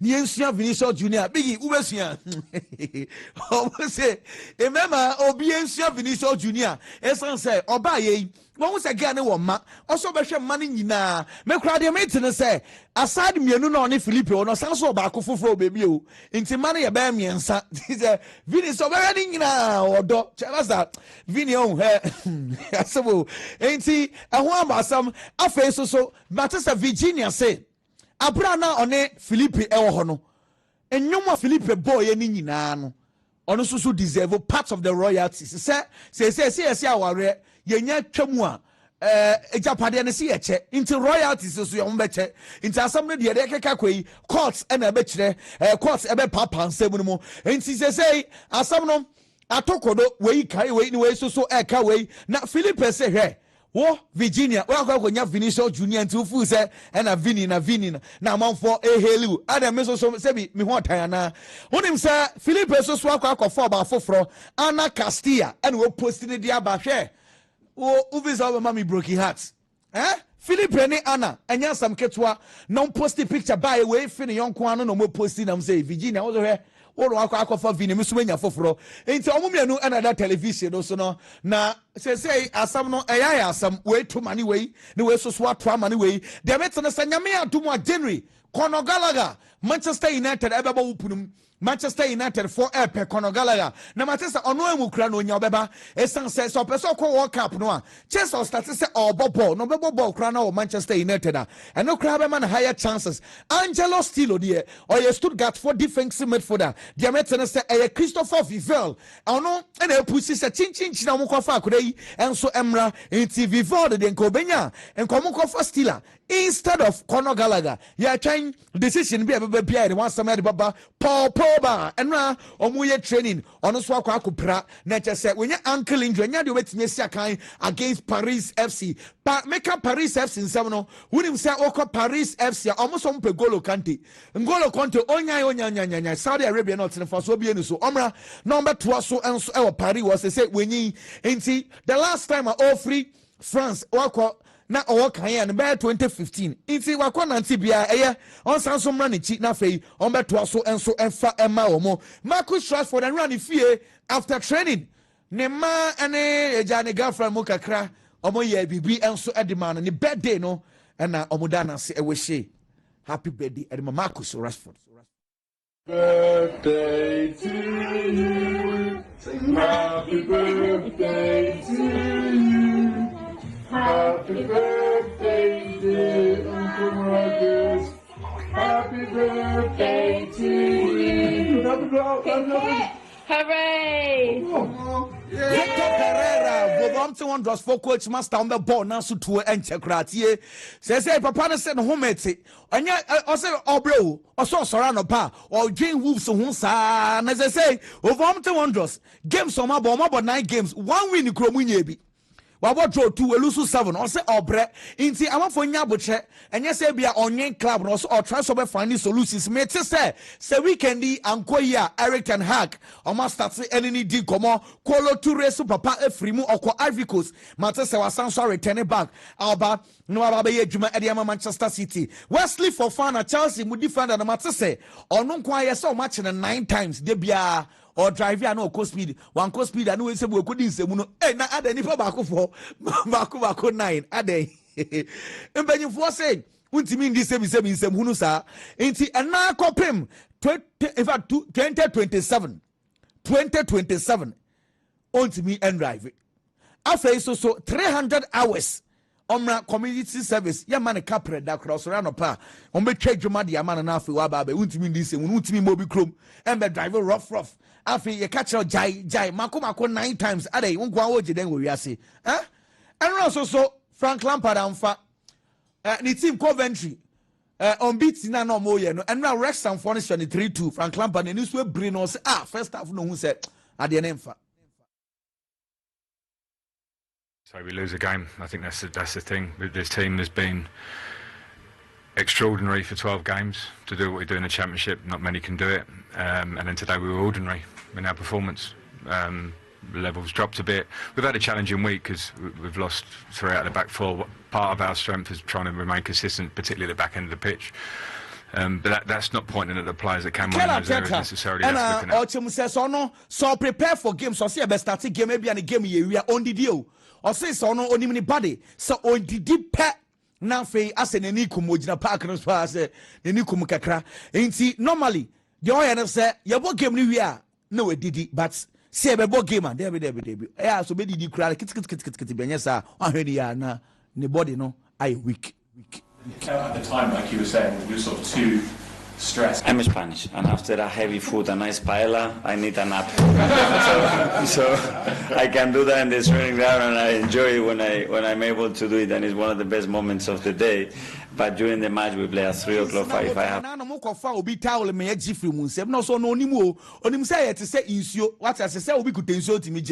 Also onim say adenta wo da ho na obi akofa na odo bepa ho a utimi gi free ni sem sa empanyifo ma kire mrene mu nkire no because throwing is ehia no Both teams have to agree. Did you know that rule? You cannot use somebody else's towel. No, I didn't know. It's somebody else's drink. I've done it as a player. You see a drink of the other doctor, nicked it, and have a drink and carry on. I don't know. I think we need clarity on that, what we can do, what we cannot do, and the time that we can consume as well on that, probably. Well, does it mean that you know? KWAME DELA.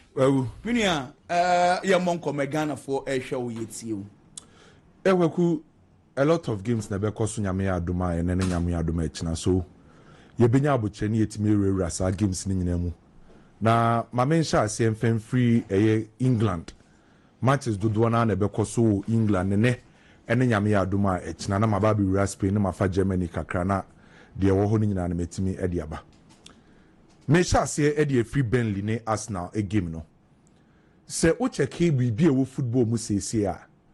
Me nya sure say obi bedi hu akini ye say Burnley will be saying Arsenal say ye ka records ye ka quality ye ka current former bibie mu no Arsenal bobuko no osro esen Burnley team no enti Kweku as it stands now say two teams we ba be sia kan a nipa dodo na be target Arsenal say omo na ye huge favorite e was our game we mu by Burnley for say omo last 2 games no am omo some certain level of confidence on betimi ashoke Arsenal for because omo Burnley for omo last 2 games no omo she Leeds United omo so akwa she Wolves and based on omo last 2 games results no menya no omenya some certain level of confidence bi omo de ba be face Arsenal bobuku no so most likely so betima ashoke Arsenal team no anenra omo head coach Scott Parker edi nkomo na Scott Parker edi nkomo no osi ade ba ko pa ebo team e friend say Burnley no omu home performance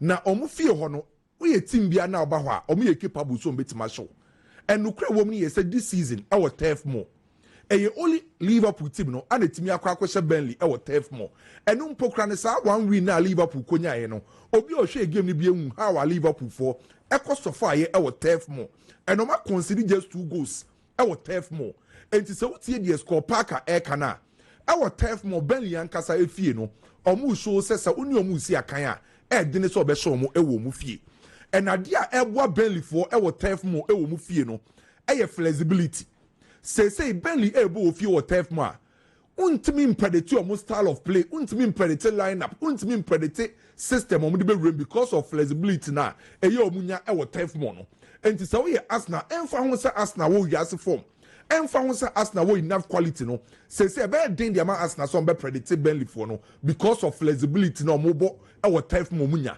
then omu defensive adaptation say omu bo ofia omu nim say omu team kese bi ahia e den so betima open up any side team nabo enti ade ya Burnley for tie wo fie ne say unlike previous season at time omu biem no this time around omu kosia team a onim ball na nkasa ball mbe try so be defend it no ma catch you on the break no ma try so betima prevent you from scoring a lot of goals editia Burnley that's the reason why Burnley this season wo fie no oma concede 2 goals and omo counter pressing enti ye no ma miensa Burnley e wo fie no omo dey ha teams na dwen eno ana papa Francis score Parker esu be yusu against Arsenal by Kweku no kura wom ne say minim die ebesi e be ma Arsenal lose sa game we tactically minim die score Parker e was saying Arteta from 2 coaches no any obi approach no Arsenal every single aspect of the game Arsenal e was suru bebre SM Burnley from the tactical aspect Arsenal e was so saying omo about the technical aspect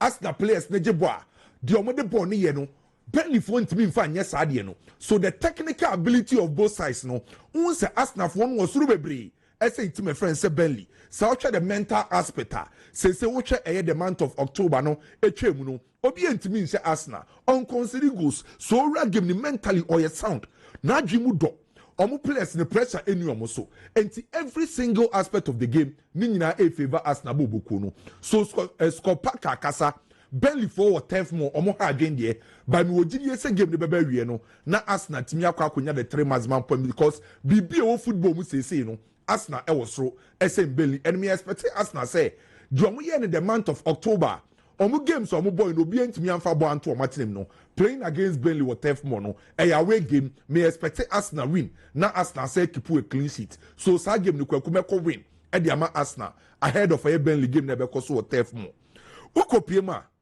Nottingham Forest at na fie no mo Manchester United abo se uhwe 2 sides here season in ko ba bia by Nottingham Forest for a use 3 different managers common sense ebe kire wo say ya bo 9 games e Premier League na team ba ku use 3 different managers e kire say sa team no all struggle sankanioma koye de Nottingham Forest omo use 3 different managers enti assistants now club na friend say Nottingham Forest na nkasa no omo bre and so we check omo 9 games omo bo in the Premier League omo win just 1 game which shows say see my friend say Nottingham Forest no omo form no enye so when they compare Manchester United there Manchester United in their last 3 games results no menya any omo performance no ama Manchester United for some certain level of confidence any GDA be say once omo last 3 games winning against Sunderland winning against Liverpool, winning against Brighton, no. Sal wins, no, any confidence no menya no. And now when they compare Nottingham Forest form now, I'm Manchester United for GDA say this time around, on bet Masako away, abon be preventing defeat. Even in a worst case scenario in Pokrano, on bet Masako kunya draw. Our Nottingham Forest fee. And to say we check 2 clubs now as it stands now. Meaning the Padodo na be against CP team. And also good results between Nottingham Forest and Manchester United bobo na. I was say Manchester United team no. And Kweku, you say season as no. 3 managers are Nottingham Forest for you no. And no Espirito Santo now obo back 4. Now abe use 2 midfielders, 3 up front. Now we use Chris Wood as the striker. And a Pustikoglu buy. Oba no bese Sanyoma kakra try say obebo 3 back. And they say Shonda so swaba. Shonda is so buy no. Also so ala revert here obo 4 back. I know you Douglas Luiz Anna Elliot Anderson as the 2 central midfielders. Now about Dan Ndoi. Any a branch of friends Hudson Odoi ewo ring so because say Chris Wood ewo injury nintino or you su Igor Jesus as the number 1 and number 9. Now about behind number 10 no Morgan Gibbs White say and no Anna currently team of friends Nottingham Forest for AUSU. And must study Sondike ni first game of Babodema Nottingham Forest team no. Ni game no nyina concentrated ewo mu fullbacks.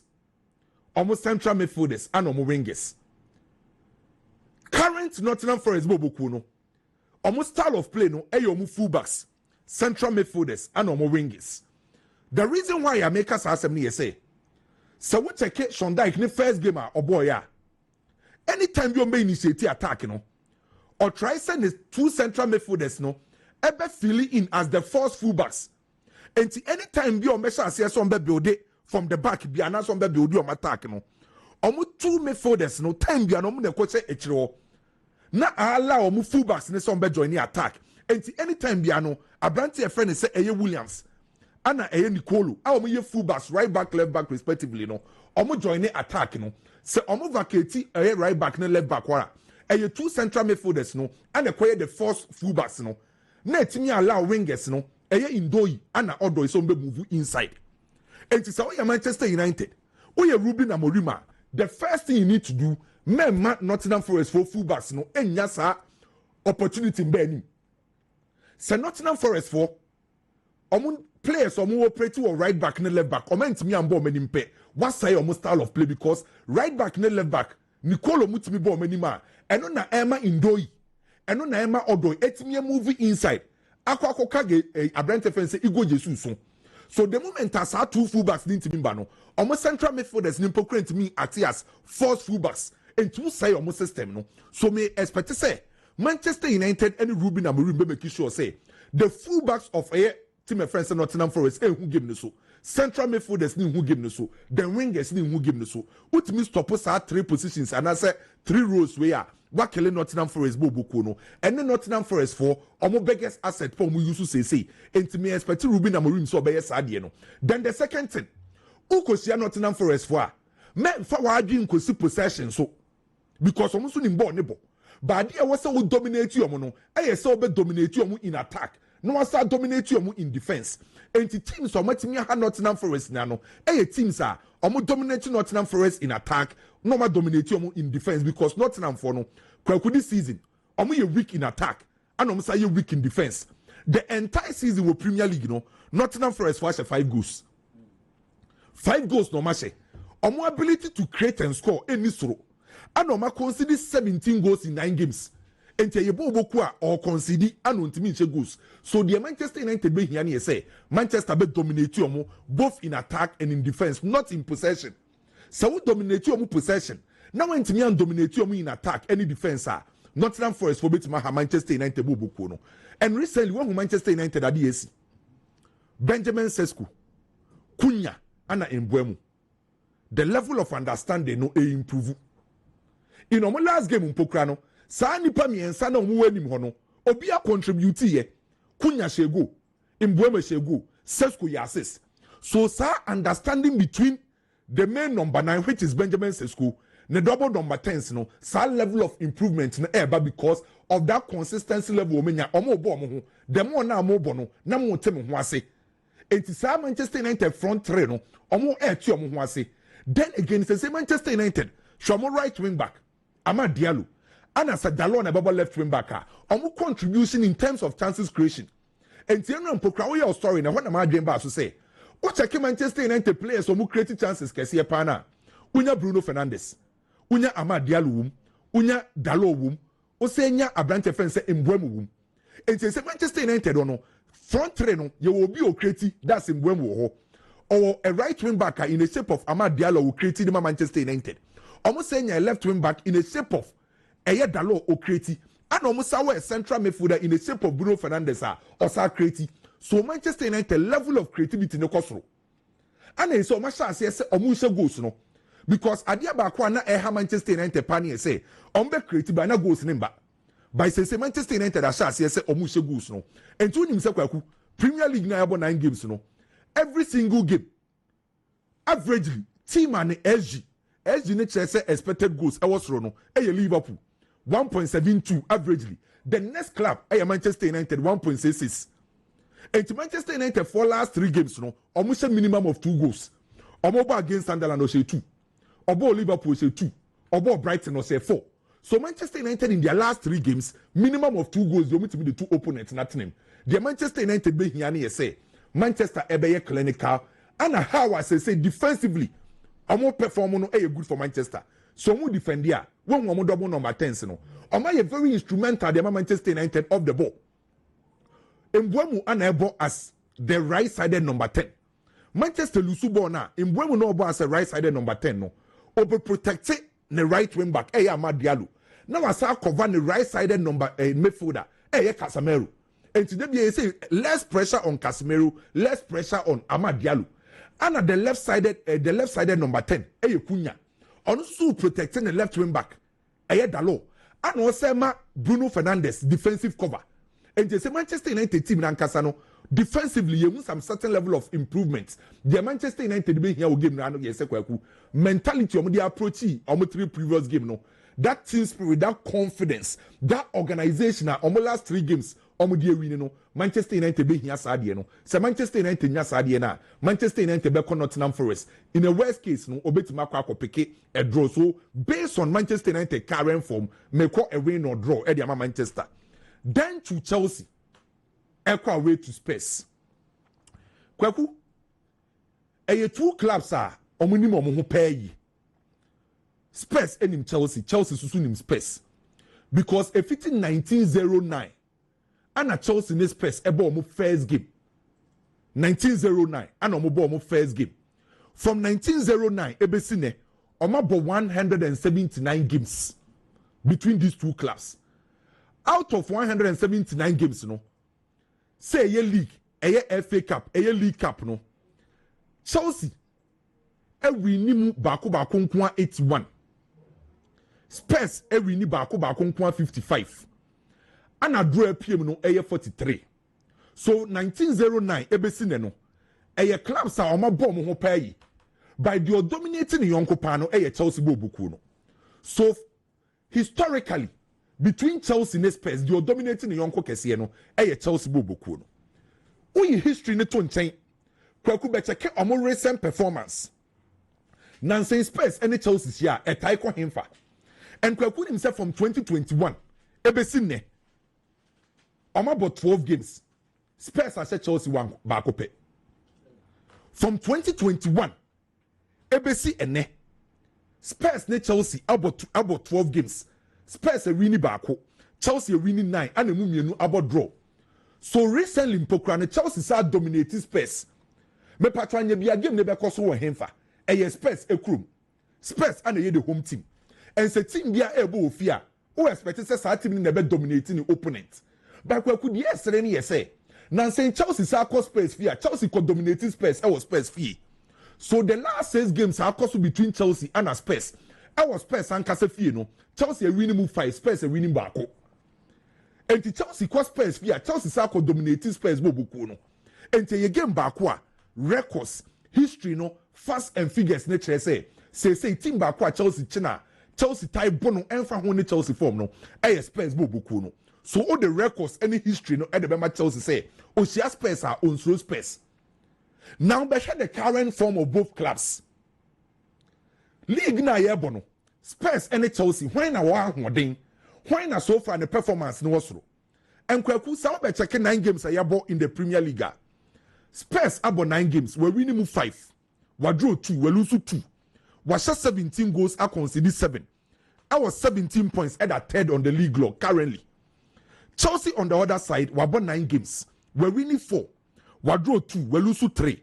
We shot 12 goals, we conceded 11. I was 14 points at the 9th. So, o check Obia performance our Premier League nim. Spurs are slightly ahead of Chelsea. Based on the number of matches I have no.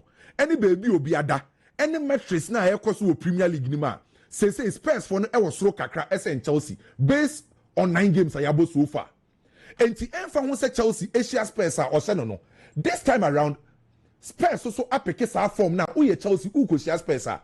untimi nkasa de bia me Spurs nti automatically me kotwa fa Spurs so e was a Chelsea ye adwumaden and ye share season ase no Spurs use a new manager in the shape of Thomas Frank and me no mienu nim say Thomas Frank one coach na dream do Thomas Frank to game na say or you very knowledgeable tactically and it's all check team at Thomas Frank e kwese say the ma Brentford or my Brentford be one side that none say edene or bass person so far Thomas Frank engu ni hu anim ase and Kweku Thomas Frank e bass person no or 4 attacking approach or use e was Spurs bo boku nim o ye Chelsea fan atie ye de me beka ni nyina be si wo game nim Spurs echo Thomas Frank or attack here or 4 attacking approach de di kan aye say obe try say obebo expansive football obe use ne weight ne more and sa weight no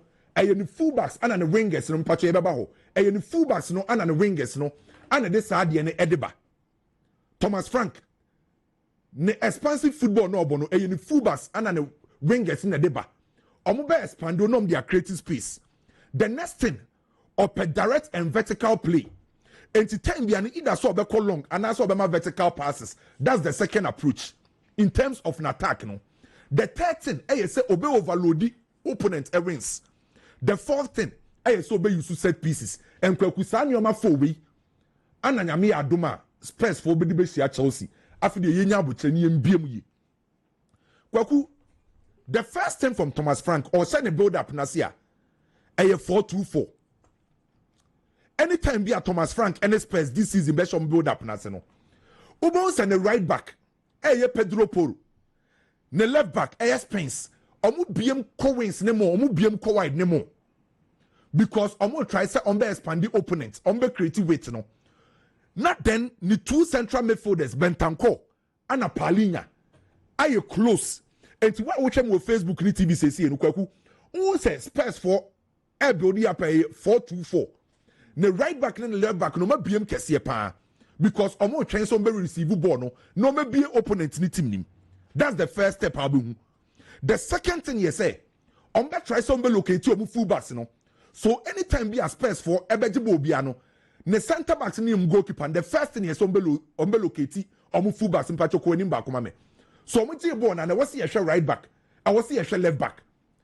So anytime be a Spurs bejibo bia no apart from say Osas here in the build up 4-2-4 no the next thing center back I was watch Pedro Porro and also watch Spence I was watch fullback no the next thing I be huni say omo 2 wingers no stay high on the pitch no more wide just to open opponents team nim so omo build from the back omo locate omo 2 fullbacks no then I was wingers ni stay wide no more be opponent ni team nim. That's the third thing I be team na friend is personal. Then the last thing Kweku me catch say omuko direct and vertical play long ball me patch of side and so and yendru ho obeko direct and sa long balls no ma me sa direct and sa long balls no we a vertical play no either so obeko direct and I say a vertical ball and the style of play is under Thomas Frank. The moment I want some yes side and pay or no mu create or mu wide overload no after they share wide overload no and on the right side I want abehu Mohamed Kudus ubehu Pedro Porro mu ho on the left side so no ubehu Spence ubehu Xavi Simons mu ho and to mu create overloads our ring so time bia no or expansive football any dia ubehu game nim ensesa sana Thomas Frank esina akai ball number do now wings war. And to question of the day no ubisa say how many be affect game now un say obi o steady Spurs team ni bia no na do na ebo kukura yedin. Yeah. At the country na nkofo ebo kukura yedin say obeye ki wo game ni say Spurs for use wings more. Because omo overload the opponents in the wide area. And to prove further, me be prove further. This season Spurs for us 17 goals. 17 goals for Marcelo. Emu 39%. And I'm the left side. Emu 36% and I'm the right side. Almost 50 ana. And to him for no attack nefa. Rings left no right. So uko Spurs the first thing you need to know. A team under Thomas Frank omu effective our wing so. And out one say Pedro Porro say what picking form pa. after the one baby a free ban. So we want a team be a fullbacks and any wide players perform here. A team will use our wide areas no. And the Cucurella should be careful because Pedro Porro no Kudus. Omo right hopa. Good. These are facts and figures. And out of almost 17 goals, no Kweku, me catch or say, almost a set piece eshegu. Almost 17 goals, no, almost 10. A open play, a representing 59%. Set pieces, almost 5, a representing 29%. Counter attack, almost the Ashabako, representing 6%. On goal, Bako, a representing 6%. Into your team, open play to me the share, set piece to me the share, counter attack to me the share. So, Enzo Maresca, the first thing you need to do, I was say we use a close pack defense. Football, you can close pack defense. And you approach who defend your players, no, you close to each other. And you can say the close pack defense. Because Okwa Kushia space, Obe tries to be a team. So, who allows space, Emma be a team or how. So, the only thing Chelsea need to do, I was so use the close pack defense. Omo arrange you to the stand, say, easy so maybe that's the first thing I'm expecting from Chelsea. And to get the close pack defense, I was say midfielders no time you close to the back line. I was say the forward line area say press higher. I was so very close to the midfielders. And the first line of defense, any more front three no. I was so close to the midfielders. The second line of defense, your midfielders, I also close to your back four no. And the time you Chelsea arrange your very close pack at dense space initially na me catch us space for overload or wing so am akra na wo kase and you kukureya muni kukureya pressure beba no because na Pedro Porro befa na Kudus ebefa and to say obi creating overload akwaku football nim dey say who creating overload me so me creating burden channel say who creating overload on me and was so me creating a channel also be bre and you can burden channel no and the moment I won't say space e creating sa overload no who expected Chelsea to be creating burden channel and to Kukureya hono and koye Kukureya and Kwana was so to me defending against Kudus. I want to nan compare me bahoni because as I said, say Chelsea defender Wontumi nye adwuma no kwa ma Kukureya. Good. Are you going for an offensive left winger na say obeko for a defensive left winger? Okay. Se coach na friend Enzo Maresca decide say on my pressure on pressure beba Kukureya so and Amalu Gusto or beba right back and I will be beba right back now. Or two options. Either say or bet press the opponent the fullbacks and say oh nya emba na nimbebre. Okay. And to bet me use the wide forward and say omom ana enye the first point in terms of defense. So say Chelsea bet me decide say any obema the forward for na press the opponent the fullbacks and say omuntimi mba bebre be overload the fullbacks no. And I say obe allow opponent na mama bakra na. And what's that then Chelsea wingers no etim be support fullbacks no. Okay. So it's up to Enzo Maresca and idea ba kwa Enzo Maresca. Me pen asem ne yese Kweku. O pay attention to details. Coach ba kwa okosia opponent a onya abutre ready opponent pa no papa friend say Enzo Maresca. And idea ba kwa was Chelsea for protecting no crosses. Space for a lot of crosses. Onim so far open play crosses on my 30.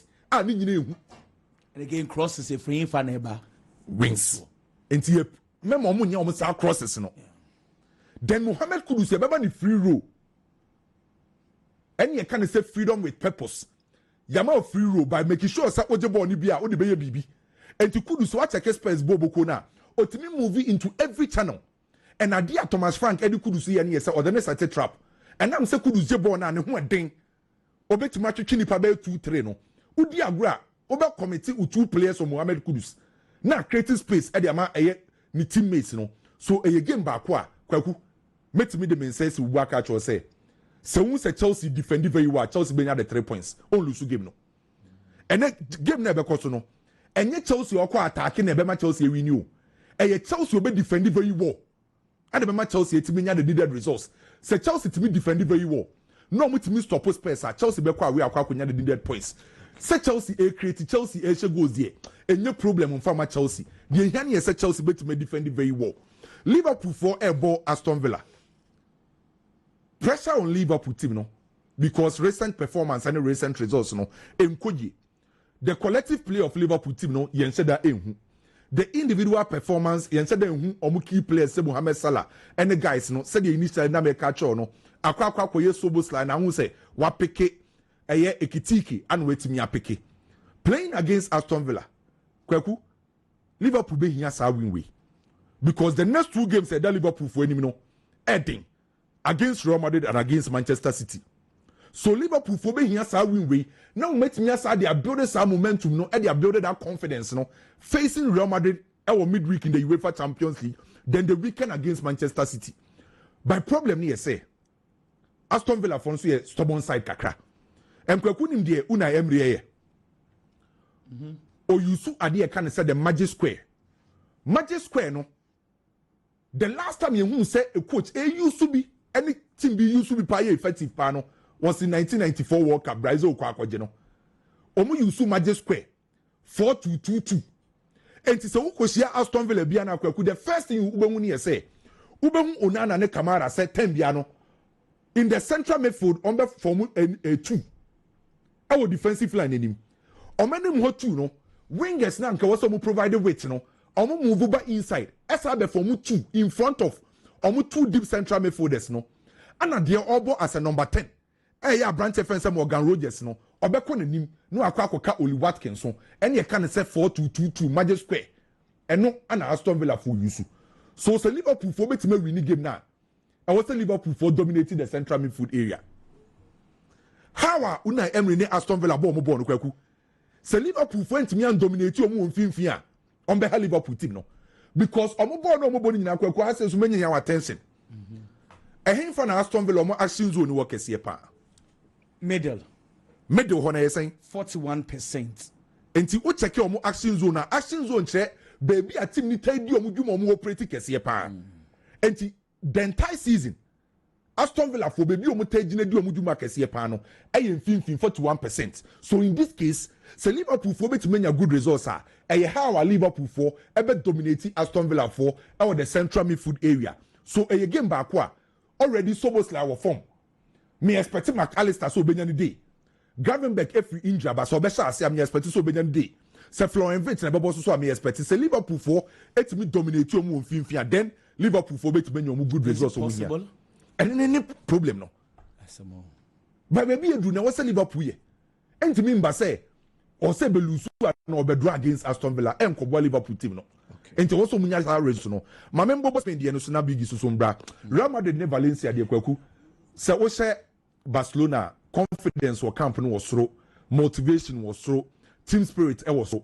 Playing against Valencia me expect Real Madrid say on be de hu hia to get the 3 maximum points because Valencia and Ankasa this season Kweku out of 10 games over the Spanish Premier La Liga we winning 2 or the 18th on the league log enyebo boko or form and on my way performance very poor out of 15 points were away Valencia nya just 2 Real Madrid will fear 5 games awabo will fear ni na we winning ni na enti venue ba kwa Valencia ko ho edin so ba kwese no Valencia ebo a flat 4-4-2 na we ja Danjuma and Lucas Beltran ewanim ho no ma ko direct the Real Madrid for be here na say omun leave spaces e wo metro because opponents no ebe ko direct e de akwa koma Danjuma e wo that power Beltran e wo that power when leave space we chiro ho na u control game na Real Madrid bet menya the 3 maximum points Militao form no e wo soro or the calmness any leadership be e de about Real Madrid the chiro oba be Dinhausen as the center back of progressive one the Real Madrid in terms of a build up phase no oba be nya branch friend say Alvaro Carreras on the left side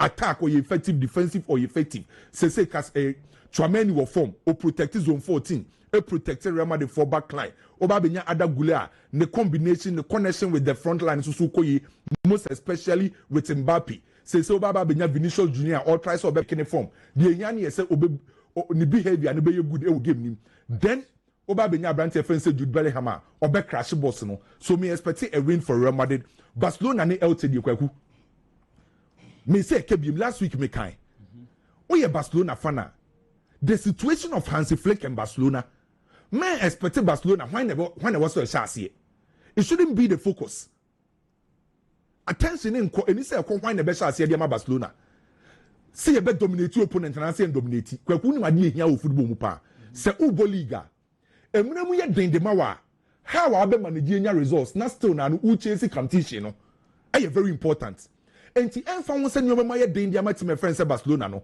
de ehia ni se obenya results na still na no o chase Real Madrid by se nyoma mu ye den na wunya results na o te ba form so say focus ni nyina ye say e wo se Barcelona team nya results na against Elche so far Elche for no Kweku mo mfe ba li ato omo da ba 9th or so e wo league log na so and omo ba 5 back so definitely 5 back no mbebo no omo try say omo stay wo machiro no ma try so omo beat Barcelona for high line no say Barcelona a pressing game ni enisro so pressing game enisro na opponent e beat high line the most important thing you say crabo ne che me lose ball no ulusu ball ni bebre opponent no e be beat high line no me expect a win for Barcelona enye kwan na be chance enye style be na Barcelona bebo eye kwan be so na Barcelona be fa so win game no Barcelona LT a win for Barcelona Bayern and Leverkusen so Bayern form mu Kweku meko win e dia ma Bayern bobuku no ya nshira kwame ya to so BIGGY ya ntie Kweku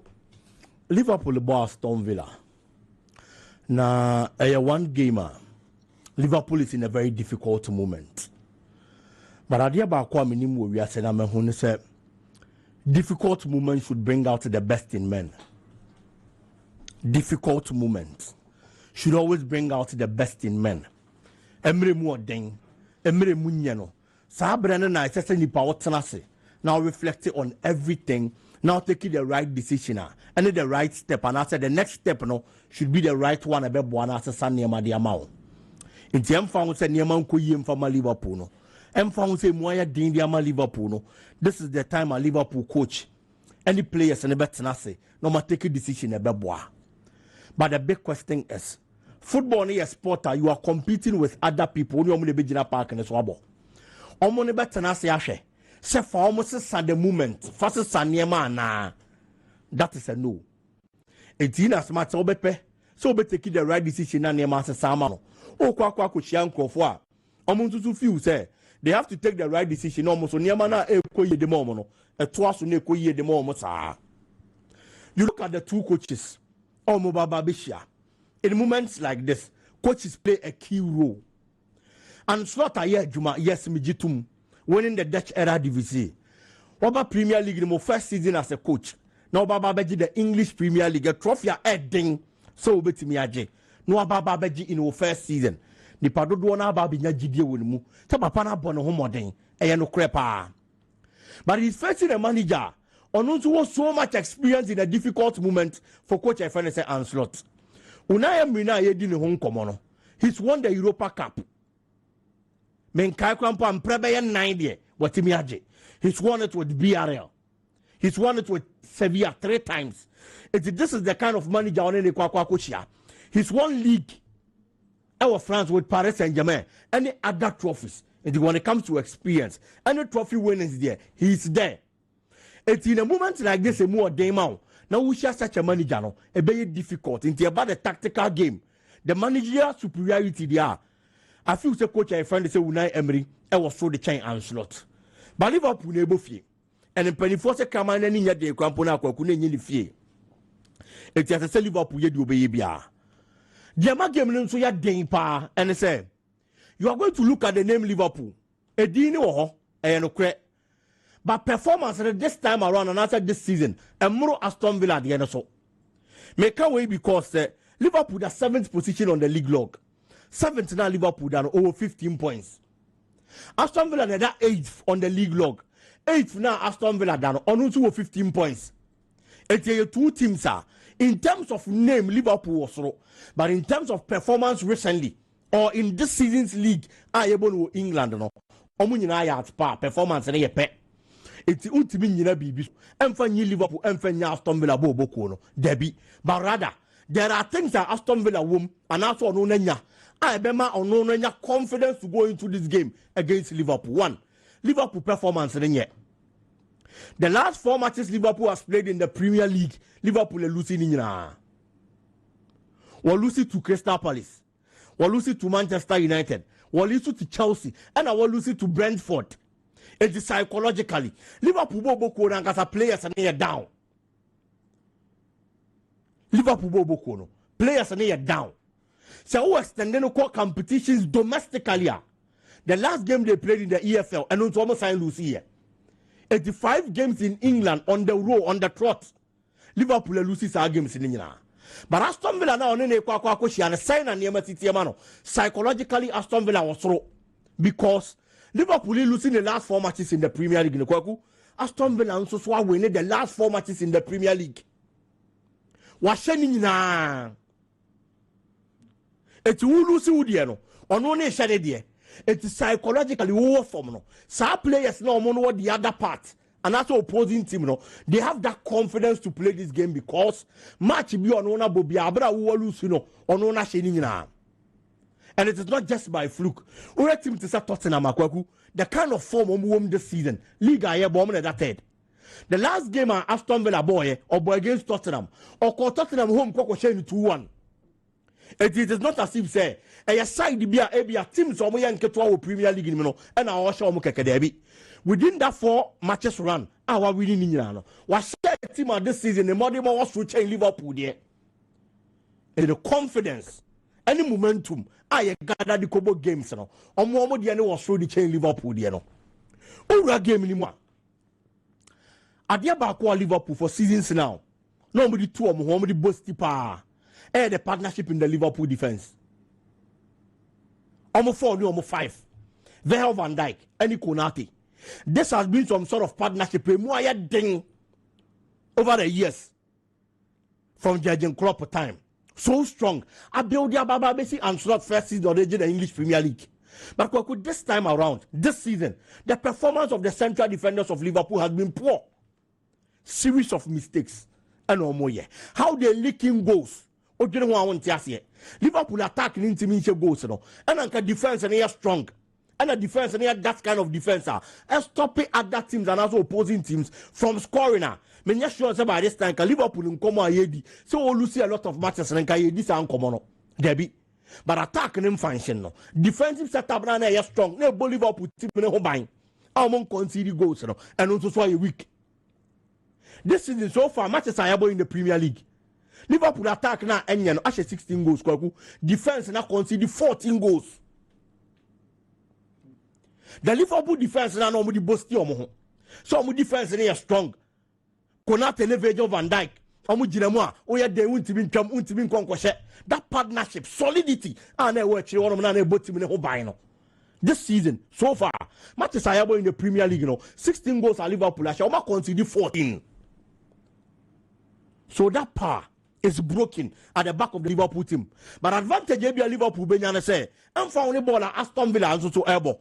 Kweku the attack omo number 9 nimuno Oli Watkins. So last season, last 2 seasons, the consistency watching Premier League nimu, the frequency rate when it comes to goal scoring was or tormenting defense. This season 9 matches in the Premier League, Oli Watkins was just 1 goal. It's in as much say Liverpool defense in a week striker no mo kwa Shannon so more mon konkan. Eben and no advantage. Liverpool. But you have other players on the flank to contend with. Obi to say John McGinn. Quality player. One of the most consistent wingers in the Premier League. It is a number 9 in Juma. There are other players who are strong. And the Liverpool being the performance, the A game of Gravenberch. And whoever he plays with in midfield. I'm saying this because Aston Villa has a beast in their midfield. Ibubakar Kamara first in chain. Andre Onana. That's Belgian midfielder. He's a quality and a top-notch midfielder. Open one of the midfielders in the Premier League. Or you want everything a midfielder should have. Hey, I branch a friend say Andre Onana. The performance, the movement, the defensive abilities. Quite of us to intercept the balls. Stop it. And my pressure ma Aston Villa bobo ko so. O kombe dose obehu saade no. Pep Guardiola Manchester City, the last time they played Aston Villa, he was the man who control game on film. He was stopping Manchester City midfielders no. After that game, and Pep Guardiola and he ban also. So Rodri timi nya fit mebo game sa o here another defensive midfielder. Obebo an nya sa. O shia midfielders o mo tough. That is Andre Onana mu be diama no. Etu ko shia such a player. It's a midfielder be adi ni A game eba on board. No money na support neba. It's Liverpool be here Gravenberch. So mo be person be succeed in such a game. Na niema ko ye di amo. For the forward line players, the performance has been poor. Mohamed Salah this season niema ko ye mfa Masala. Cody Gakpo. the inconsistencies on also Swachena Baba may a bit of a problem. And you are going to face a defense that is very strong. Anthony Cohen's performance, Tyrone Mings, these are quality centre backs. Forget it, so body man Aston Villa. The performance has been good. The performance has been super. Omo right back, no left back, Lucas Dini, experienced player. Matty Cash on the other hand. It's Uchi has such a defense. Now I'm bringing up a gamer, a bad game, the Liverpool. Player this season in the attack, what Florishama Liverpool has been Hugo Ekitike. And I'm expecting to be back to the party. No, I saving the day, the Liverpool. Looking at the performance of the Liverpool team recent times, it was Premier League. The inconsistent, and I say inconsistency in their game. And the kind of form Aston Villa are picking the last 4 matches near Kweku. A better day the amount and found Liverpool here points, not points a Liverpool home, necessary original. I feel that Aston Villa has the upper hand over Liverpool. The only idea Liverpool war, I say Omunebo home. That is the only advantage they have. But aside that, in terms of performance, team play, everything goes Aston Villa's way. And I believe, sir, with a little effort, they might be carrying the day. I'll go for a double chance for Aston Villa. Possibly a 2-1 win for Aston Villa in today's encounter. Kweku Chelsea in Tottenham. A one gamer. A bad day at the both sides. Recent times, statistically. And you man koyim from Tottenham Bobokono whenever they are meeting Chelsea. That is very true. But if you are meeting the Tottenham side, you are among the top 4 teams in the Premier League. In fact, on that third, Premier League anymore. You should know, say, for only previous meetings, the motivation is different this time around. All about home or the third, clearly. Ebe inform the players and the technical team say, Sadia na da horom and say, Yes, Chelsea and Yaman ko yim for my. Yes, Chelsea and almost shy, a brain India see this is Sanya man because this is the time. You want that kind of form. We are in the right shape of mind. I bet media facing anything mentally. Near my ball. The Chelsea team is very strong, that is true. But I'm coach Anzo Maresca told that certain changes are certain selections are a breaking the Chelsea team. Emma the best from Chelsea. You share season national. There were times to take certain decisions, but people didn't talk because now change Crampo and also take our decisions now results on the back. But the last game they played, certain changes selection affected Chelsea team no. And then so William Estivayo were bench. Meaning say in the absence of Cole Palmer, he's a perfect number 10 for the Chelsea team. McGeough has been a force anymore as a number 9. That is very true. But McGeough still is a young player. I thought that the performance of our Chelsea team I'm found say our qualities and I thought they are questionable kaka. It is our João Pedro. I bet me a Gina anymore honum. No, I see a kind of Chelsea. Me nim the NTS saw the Chelsea. João Pedro number 10. Now the William Estivayo at a bench. I thought that. Who a coach in a mistake? Or the job of the 10 no. Nasty Vayo a number 9 no. Nasty Vayo to bench. Now you see to say Andre Santos and a day about the number 10 position. When you have a player, you're very effective in the number 10 position in the shape of William Estivayo. May expect you coach and say the uncle yes are mistaken because the Tottenham midfield only easy. Kweku big game be a Tottenham about this season.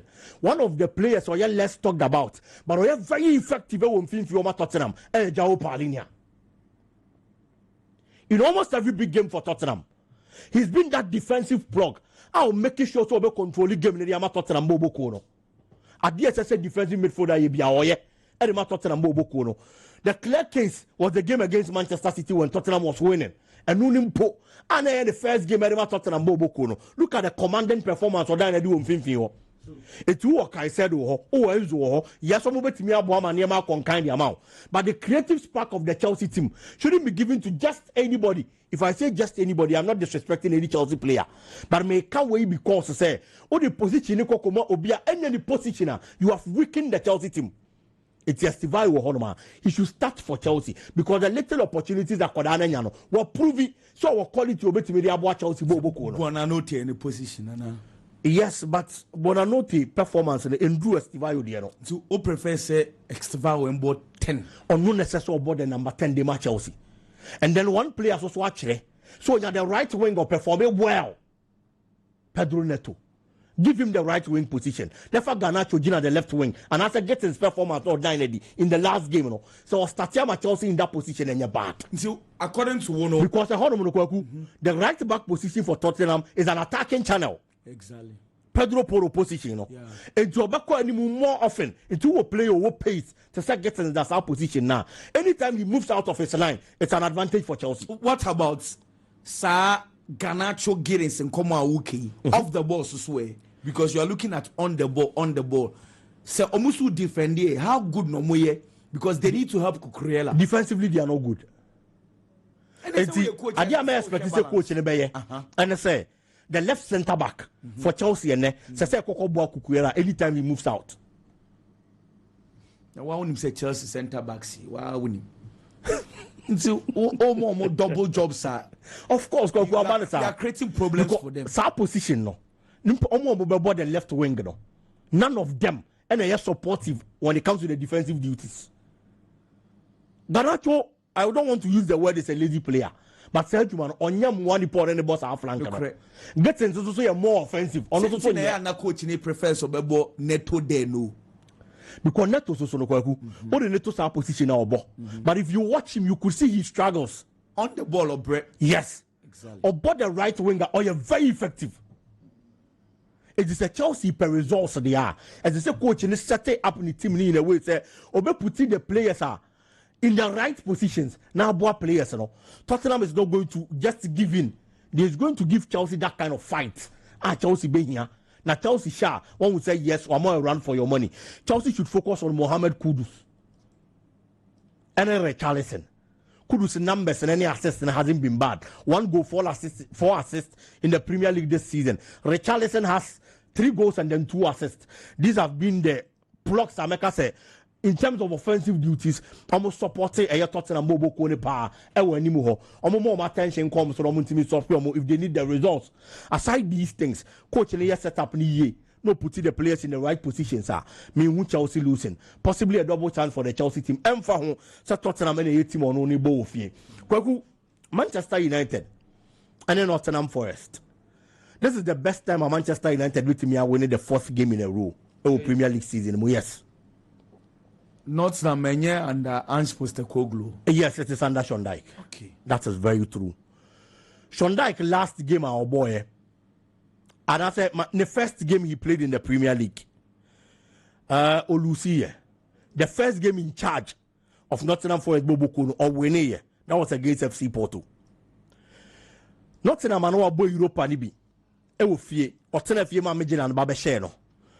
Now a lot of people felt say a big team like FC Porto there. Any all about your baby we a not an Bobo. But Sean Dyche here, Juma Momutime win it 2-0. That is very true. But the next game in the Premier League was against Bournemouth. Reality dawned on them. And the M found in the first game. Otime win it, you know. The Premier League performance now it continued in the game they played against Bournemouth. Bournemouth has been one of the best teams in the Premier League. If we last season ever. Until we see against them. And Kenya problem. But Manchester United are picking the right moment, the right spark. Confidence are very high. They have gathered the right momentum. Could you imagine doing something you've never been able to do for close to 2 years? Manchester United had never won 2 consecutive Premier League games for close to 2 years. Finally, when we win 2 consecutive Premier League games, and so or the 3rd one at the other at the account. One of the bitterest rivals in the Premier League, in that run, our Dinas are 3 consecutive wins in the Premier League. So at this stage, you have that right mentality to face any team on any Kwakobo. And until I say, this is the right time at Manchester United, every team Kwakobo not an mobile corner, no one results. Sean Dyche is a coach who is defensive minded. Sean Dyche, from the days at Burnley. He's a defensive minded coach. And Manchester United being that team are offensively, possessively. So they can pass around. The United team is not like United team who maybe a champ. They be almost controlling games, attacking teams. It's who defend no. They are going to come attacking. Fortunately for Manchester United, team no ane kwa the brightest spark for the team last season. I am not who powers the attack. Especially their number 9, Chris Wood. Scoring 20 Premier League goals last season. Assisting 3 times. But this season, performance of Chris Wood has been poor. Very, very, very poor performance. And I play another Dynedy. I was talking about Bobo. Onu ni ho no ma. Nipa obeba ba beginem na watimi abodi ama no. Onu nso so ba ontimi nhye. Taiwa woni. Onu so niema nkoyie mfa ma no against Chelsea. He had a lot of opportunities in the first half, but he blew all of them away. It's on that clinical until the attack of Ayomubo Bokuno. I bet me I worry the Manchester United defense has been problematic. Omo midfield, Omo creative, Gibbs White hasn't been that creative player. And I in the previous seasons. It's the poor performance of individual players in the team. I affected the entire performance of the team. One player Manchester United should be cautious with Ibrahim Sangare. The partnership with Douglas Lewis, one combative midfielder. Into Omumi Lukabomwa, and Yamaya Dane the midfield be Omusiani Bia. But so I Manchester United midfield now. Nippana United and need dinosaur. So pick the right from Obetimia board defensively has been Casemiro based on performance and experience. Now in Shadanya at the start of the season. But in the last 3 games also a Manchester United abono. He's been one of the best players for Manchester United Bobo Kono. Eti Ubenya GDA ewonimu. So betimi control the midfield any game no. The tempo of the game and everything for Manchester United. No adding the defensive mid duties. And so the amatim no. Benjamin Sesko, Imbuamu, Kunia. Also so now untimi go no. Kweku ono so ashate ehye. Eti the Manchester United team in every aspect of the game on the field of play has gathered that right mentality to play against Nottingham Forest. And me feel say so bet me aye no aye ni year games like this and as I say odinya points. Now the building on if team be as we face in the Premier League and the Nottingham Forest game it's not going to be easy, especially say only Ofie. But I feel say the Manchester United team, as I said earlier, has gathered the right momentum with the right mindset at this moment. And a bad team to send Nottingham Forest. Ever stopping Manchester United. Possibly a 2-1 win for Manchester United, Kweku. But you made us see. Yentwas when some no do super. Na Mamincha guys are more hot prints ewo Ashtown. Yes, Danny Dabiano. Omu enfasho no Indiagro. Hot prints ewo Ashtown. Afe Jaku. Yeah, if you had Jaku, so always say Ohima Adoma Oko school. In fact, Ohima Adoma Ajiman Eko school Sabarima Educational Complex. In Ohima Adoma Ajiman happy birthday. Afe birthday so can't take out check it and also so mammy and I mean fan also so fun tour. Na emom ya chan and no. Me saw the shop jedi say Jesse sahodwo say just be a upe bia the shop jedi wope proper jeans wope top sahodwo sneakers sahodwo the shop jedi madaroma so who say Jesse sa shop jedi proper ones original ones for number way Fred na enfantade be emfa emro 0248 890 104 0248 890 104 no afraid ni anywhere did you ma Tony Montana El Kesben Tony Montana say always say Laurentia or hey nyancha nyase okay inti yeah in fact me am body Tony let's say always big impacho who will be over na yen corner no offer Uncle Sam and then the mami fwa rice and the Uncle Sam me pacho okay and your guys also the Uncle Sam no offer I don't know on the mami fwa more complex apiska and then ayo mumi na birthday Mr. and Mrs. Sam, idiom birthday and see Omano Daniel and Aketwaniubia. I see a mushroom. Okay. Special happy birthday. My man will say Telly Junior. Ankerful Nursing School and your birthday from Ima Ewejimo. See my brother, happy birthday. I'm off. We'll course Susu ho.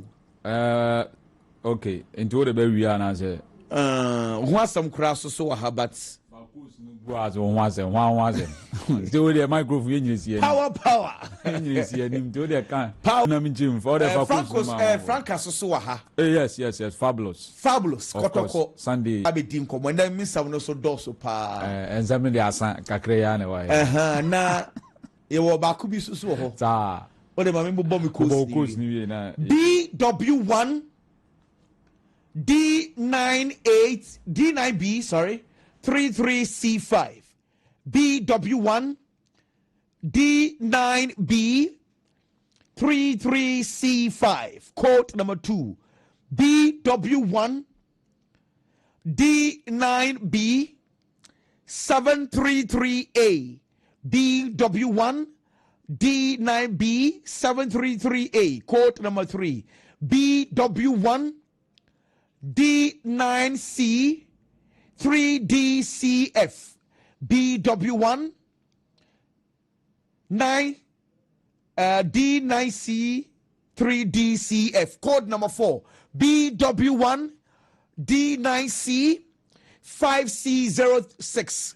BW1 D9C 5C06. Code number 5. BW1 D9C 7748. BW1 D9C 7748. Code number 6. BW1 D9D 8196. BW1 D9D 8196. Trap picture, trap screenshots na also ekochobi weekendi bibia be fine. Yempe kakra emfantu yebotom. Sure. I'm off. I cradu. Wadam for no filling station oh. Wadam for Barbie na no wadam for. Adana me kai woko hwe BIGGY. Na cancer ma woko hwe BIGGY ni. Onse oye mu aso se. Macho. Onse oye mu aso. Esi studio ben o. Nti BIGGY na be na ma. Afei no onse mpem for ben o mo kan no kure pa. Enye na na mo mpem for. Asemi o pa. Obi te fa ho a. Wo hwe ade na o tu say we dear. We the kai. The kind. What is showing? We dear. Me modi. What anya hwe. Say e doko. Usu so bi na catch them. Yeah, doko. But usu is the name of Herman. Yeah, chucha. Sa don dey your nom yeah chucha ko. Say chucha. Yeah, doko. Ote ha. Amwa. Ote ha. Oh, my exclusive. About me.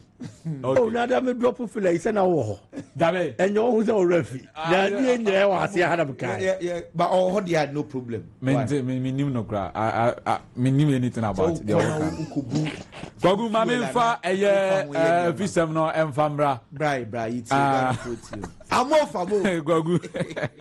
Well, yes, I see the free the Ghana Premier League of course. You remo e week 8 no enra one game. And so it me baso ewo nana fosu jiabo park ewo and a Bechem United and so in Nations FC obia entimi amfa ball Anthony Yonkwa tinemu ewo no make out say and games no ebeto so na se ne besi akọ dia Oho United and so ebo Mediama Sporting Club ipacho free 30 and asa game no eba so live on TV3 and afi Onua TV nti ya na wa hye so nyame yadama Sunday games no eto so wo Swedro All Blacks and so etenafie na omone Heart of Lions abo Bekum Chelsea ebo Vision FC and afi Bebiani Gold Stars ebo Young Apostles Dreams FC etenafie no ne Samates abo and afi odani chemo Baseke Holy Stars nso a momo etenafie no ne House of Folk enso abo ane ye dochna no miensa anasa game neba so wo last game no so betia todwa no Kumasi Asante Kotoko womo ne Karela United and ebo Pacho Shan so say game no 3:30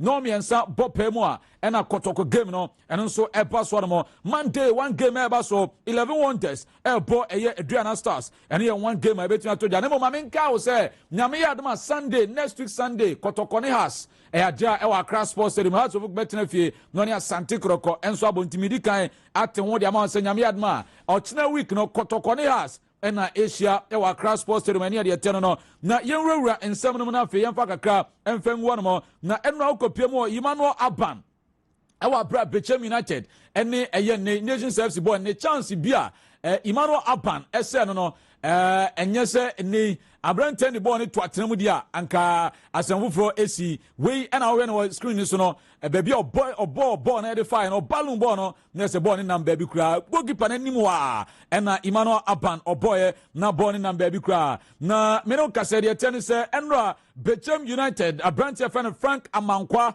after say game no enso eba na we na say Bechem uko fio enkoye kura na ni Frank Amankwa ya tuja say ojide say season e den ya na womo ebe kan top 4 no yentie eye Emmanuel Frank Amankwa ansene so mo fanche say ne win number yenim sa chia imu mo ko so afan kwai bon team nechi na menim say me ko beba because season afeni a sha say almost 8 matches me abo yenya win no bebre wo ha no bet ye be so mo say mo fanche ne dey say win number menim say season kwa wie Bechem United ye be bottom 4 me do mo nyina yes, there fans and so on franchise saying that about top 4 yewura ewo Emmanuel ano wono enso player dema eye Nations FC also mo kwasen ko mo kwakope 3 points no enso ankone sanemom ojide say 1 point on beside abakumasi. Yeah, we thank God for the game. Honestly, we wanted a win, but we get to draw here. We will take it, and then it's good because this is the first time we get a point here. So yeah, we are good with the 1 point. Though we wanted all the 3 points, but we are good. We're able to get 1 point. And then, yeah, me personally, I wanted to go, but that's it. Sometimes it's football. So going back home, definitely. The moment say home games, no make me session goes in the break. Ede account I want more. Yenko Piemo Tijani Bashiru Abdul and Yahoho United. Omo a coach. Emma Visa and I want Medema and a elbow. Na Orange say in fact, Omo go all out against a Medema. Yentie. We know them, and they are the current league leaders, and they are in form as well. And they have a very good coach that we know very well, and they have a very good experienced players as well, especially in their midfield and the flanks. Yeah. So, but we are also prepared very well because we are playing home, and we need that from the bike. So we are going all out. Okay. Ni Tijani Bashu Abdul area tuja Mediama coach Ibrahim Tanko anso akasa area fa ene approacher womo so area Kamaru fi say omoni ho United ene game no eba so a enom yensam pa mu na sa game no eba so Ibrahim Tanko approach ben ena amode ekọ ho game no yentin sama Ibrahim Tanko enso area tuja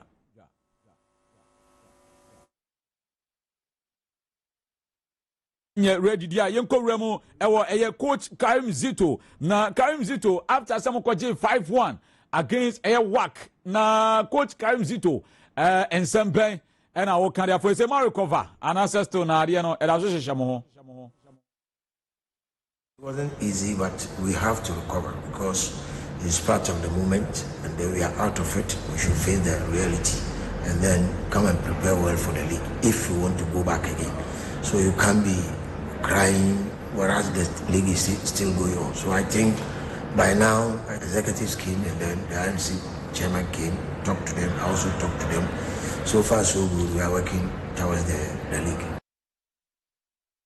And so any Mantana Kasa say 5-1 the NSA we move bibia to channel fe mun komani na yourself be shan say I bet amwa eko ya starting season ya pe and I bet amwa eko affect mu season no. Definitely it's gone. There's no way we should continue crying. We won't get it. So we are preparing the next players to take over, and so it is up to the players to also prove that they deserve to be there, if not because of Amwa. Now Amwa is no more, so we should continue with what we have to get what we wanted. So we are working on that. Ya wono ene di benya de yepe eno ya de tiano na hibe jaw player ma Santi Kotoko ono so akasa say ene in fact 5-1 defeat in de hadwen. We are not happy with it. That defeat, we are not happy with it because the way you consider goes because playing body in yeni anje and yakasa so going to this game no to be different. The Omega say we are not happy with it. That defeat, we are not happy with it because and somebody here to ja one more now Dreams FC coach Winfred Dorman and so preparation omo eye e dia kwakoshia samates no wono so acheche mu kakra. We have played them, we have observed the team, and we also believe that in as much as we have put forth, we still have some pocket of deficiency in their game. So this is what we will be trying to attack. This is what we will be trying to establish. Yes, it's a good team, they are better. They are good sides. We na yenko remu ewo Gold Stars Emaremfi say Gold Stars nana yamankwa ene upe player ba ko this season ne body bona shase konkan pa na eye Samuel Atakumi na wodi nsembia tudwa e yafa Samuel Atakumi yentin sama coach no e dia tudwa me for now your league aye boy also is one of the top players or excel in the system nti e bom pa say obetimi ato aso a consistency no obetimi akoswa ayade yiri say otimi to aso ayade enya wanwa say obetimi afre no national team no aka ho say pe local boys ni bi mo akobo is one of the best for now obetimi are taking into consideration the naka ho Samuel Atakumi for now your league aye boy also is one of the Fishing FC omo go all the way to Brekum normally Brekum Chelsea akwaga akobo omo manager Nana Ajimai this season mo away games no na akwa akoye din diamamo na this time around mo ko ni saying a little bit complacent in the way that we play our away games.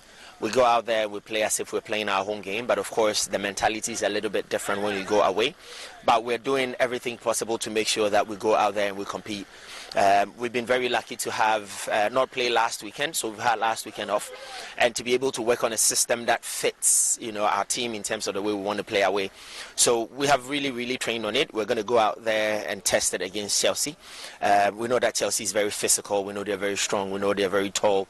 We know they go for a lot of air balls and stuff. So we worked on it a lot. We are hoping that we'll be able to compete, win the first and second ball, and then put the ball on the ground and play our game. I think that we've been a little bit complacent in the way that we play our away games. Which Nana Ajimai no nsemu honomo na Maminko Evans Adote Emarem say Baseke only stars is omu kofie omo away from home say omu kofie omani aso folk and kwakwakobo this is omu nyanshe go na ene wakasa area fa say omo reanim so betimi awe ni game no House of Hope is not an easy game. I must say. I know my former boss, Didi Dramani, what he has under his sleeves. And I'm also here getting ready to showcase what I can also demonstrate come Sunday against House of Hope. All my aim, my target is to ensure that we claim victory at the end of the day.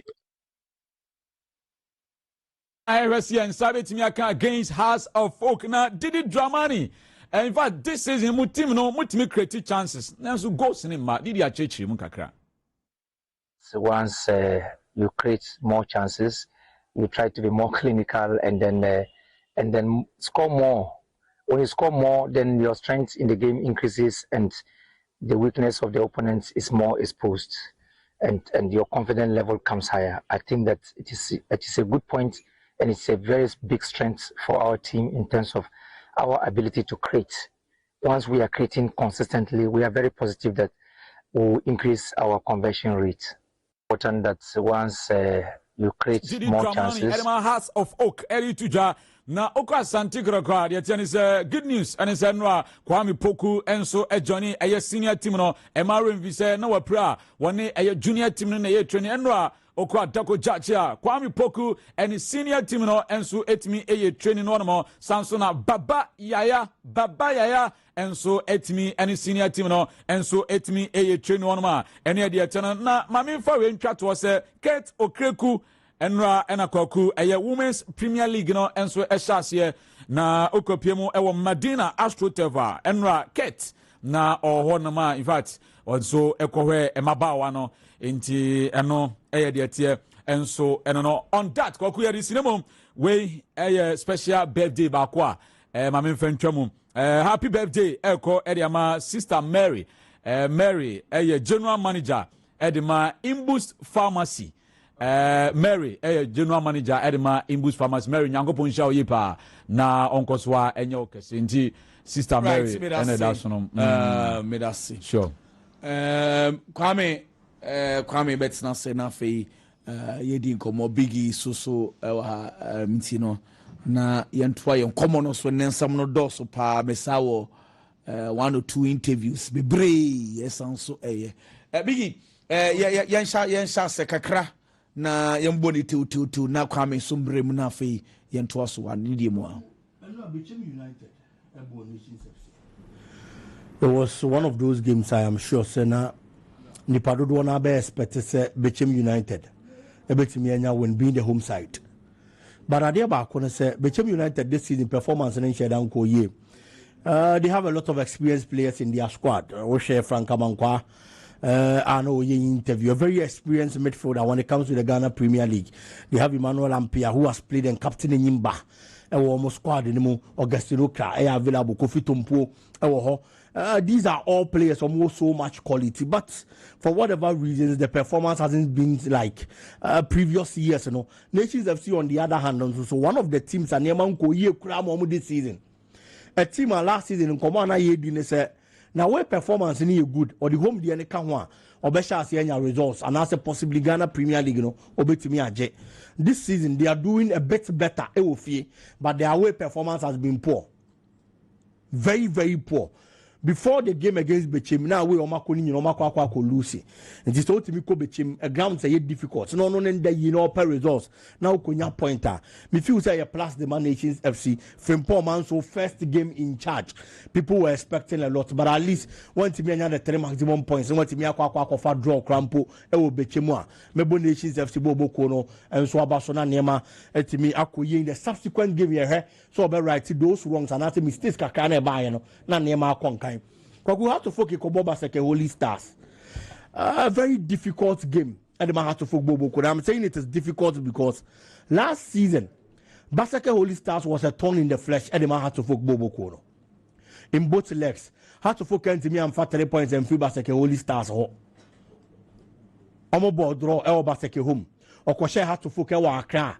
A debutant. Team Album for now we see a giant is had to focus no team. Do a Yemeka a better performance over how to focus there. Clearly, none of the more was through. This season, the Yaman Koyim from Mabaseke. But no more ball, make us a borrowed home grounds. Finally, Omo ball Moankasa Fee, your favorite home grounds. And I know the man give me a dang the man has to focus Bobo Kono. Aside quality, what team all by the fear, baby, or Bobo, I will not results of power. Now, a first time this season in the Kweku, or by person will put his smiles on the faces of the supporters. Had to focus any Didi Dramani. Our quality, but problem are still had to focus from last season ever has been goal scoring. This time around, and also go a problem. And man had to focus Bobo Kono. Coach need to be working on data. I feel the game against Basake and easy. Because last season when they went there, they created the chances. But some of them 2 points and I have problem. And that problem there, that's why I'm coaching and share no BB in farm because it is a difficult ground for any team out of visit. And one Nations FC Echo ya brana all fighting for the trophy. Quite almost so performance almost your man homono. If we are seeing Nations FC and so obey the Ghana Premier League match and almost mobium and Momo game abruptly. And see, grounds are very hostile, and a performance and so the players need a ginger playing in front of the fans. It has inputted those little wrongs right. No munko game. I feel some results. Right. Okay. Kweku Kumasi Asante Kotoko goes this season in an two and the mag game near Dema Kotoko. Kotoko about 4 matches will league in the match 3. 3 no match and Abetamu 2 are 61. It's about 98% of the Kotoko goals. From player friend say Albertamwa this season. Onune Tukwano. Those will be in place of him. And Chireye say or that kind of player will be me and that's so anymore. Ebia now living under the shadows of Albert Amwan and Emma with the best of him. Ebia Okono. Obetimi step up. No one must have good results. Eriama Sante Kotoko. The last 6 meetings, Kotoko Kaila United. Kaila winning 2. 2 are ending in a draw. And Kotoko winning 2. It's clearly who she has such a team and father say a D Kaila United and they've been a thorn in the flesh of Kumasi Asante Koroko in their recent meetings. 2 now Kotoko winning in Powasha Kesia 1-0 Minu and a Kotoko winning here. So it wouldn't be an easy game, especially what Free Africa move. Now we'll go home for the first time in front of the fans. Oh, Baba Yara, after the exit from the African Intercontinental Games, now what's our best player? the supporters are expecting a lot. Omo behe say abetamo na mo turn no wan na baba be shemu abobo na de amaye and then only my adwuma na ye den the technical team of Kumasi Asante Koroko. But I believe the quality there was Asante Koroko Bobo Kunim other players I was stepping up Edema Kumasi Asante Kotoko. Abetamo na shema munya winning bonus oko. It is a war can win to me now also win you winning bonus. Kwakuna told you wa. I wish Kumasi Asante Koroko the best of luck. But task na den sem nanti ene be konka. Kwaku. Franka. Kwaku. Oka Kotoko asem nti na memo abamu sisi ya no. Nyame adomu a.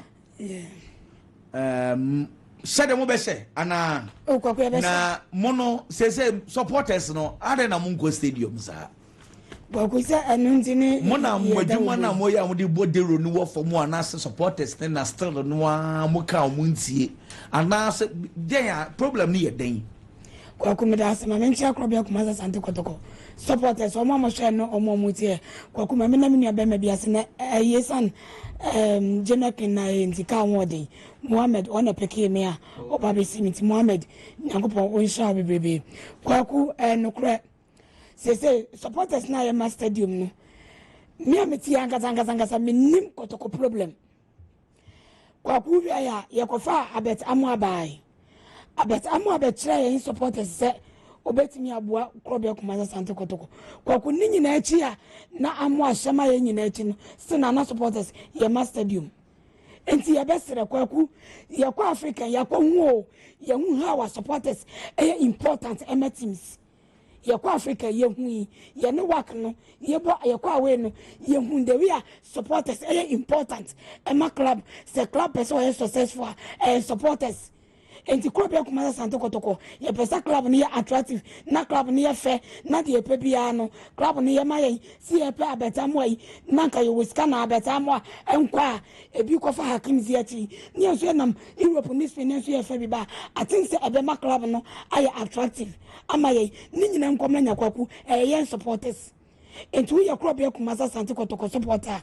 This is the time I was a wuji team no esua beti wuji team no esua umay huni say crop your Kumasi Asante Kotoko no eya wodia enya no hunu enye social media derby bra Accra Kumasi Sports Stadium be show with team no wakwa wa wudi nachi obo wa ma wudi nachi ena bi me hu say yes we your crop your Kumasi Asante Kotoko supporter enya no etimesre nyame aduma wo china ye ni Kara United me senior coaches eka no me the senior biggy monso eka no ye fa bibia antu yachi let's say you the way forward na me aduma Kwaku ticket no polachi no 20 cedis center line 30 cedis and a VIP 70 cedis na me aduma ochina 330 nti na me aduma 330 da Kotoko elbow game nti ni die mu a mumra na mubekati yes ye besre on matter team nachi say ebe yo enye you free supporters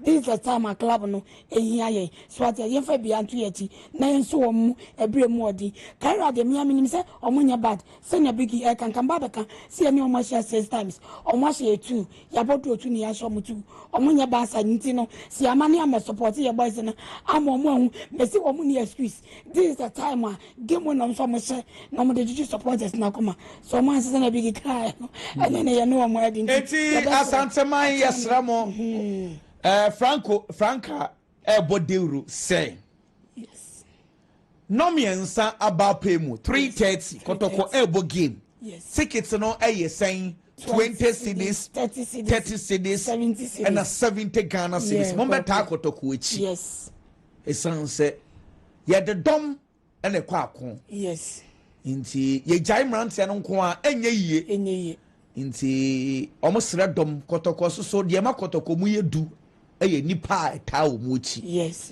nipa twe no ho asemi Kotoko edane ordinary yes na nsem mu ama Kotoko aba fom esanse nipa anase etichafo ni ho bon nti sebi Kotoko kwa abonten kura se ye treat Kotoko no enkane a ntimi masa pepe nti Franka esrem se momra mbeta tim no chi yes 330 entesa it is Kweku nti medase na me show na Pastor Cash Ministries mama Pastor Cash mrana menene mbonko mo ba ko mienu miensa bi esanse me hu say foforo aba wadom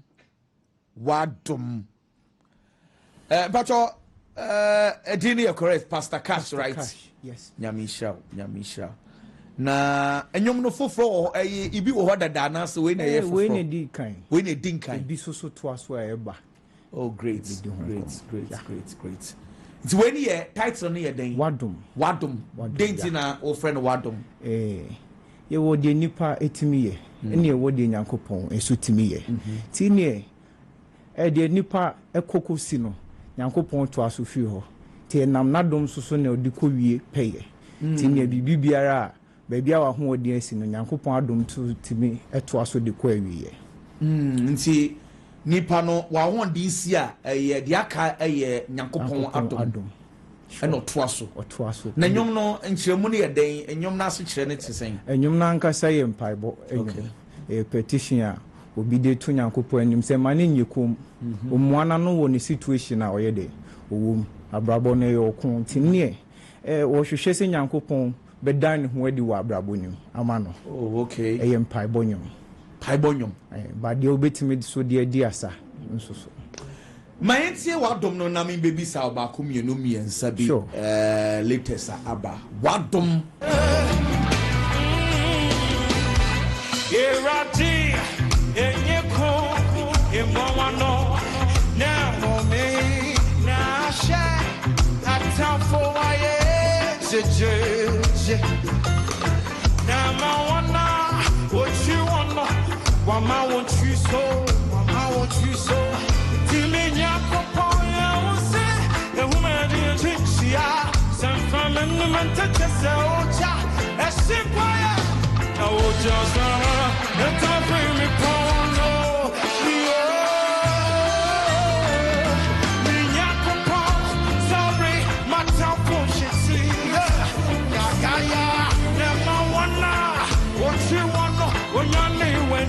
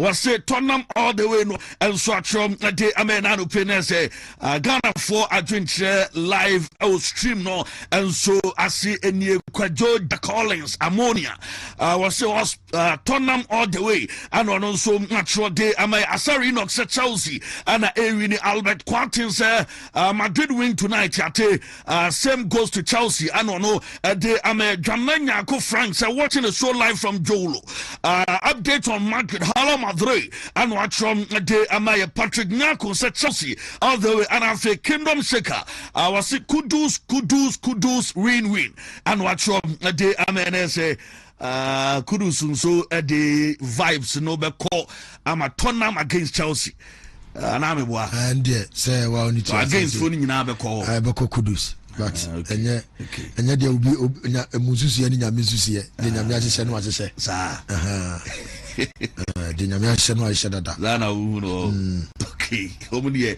omu so maka no maka o yenye Betway coast na yenko amono na esisi na bibia so enye kama pa ye drop ye Betway coast no edi ama Betway the love of the game Tiana or the kakra to a bet responsibly na fi mfauzi kenyina and toso and go fasem emma diadik a 15 oz BW1 DA9 BF E9 15 oz no the atoaso 11 oz BW1 DA9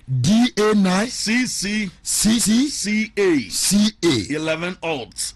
The atoaso 7 odds BW1 DA9 D6 33 7 odds no last one 10 do 5 enum BW1 DA9 DE 54 5 odds no ti na min kai hona oma lights no greens enya day and so emma na bibia enye fine ti senepa problem senepa na problem okay senepa problem e kwan dem lele bolu paris senepa ya de problem e say ode tutubugu na tutubugu ya udi ya we say senepa pense okay and it's senepa problem lele bolu paris senepa ya de problem.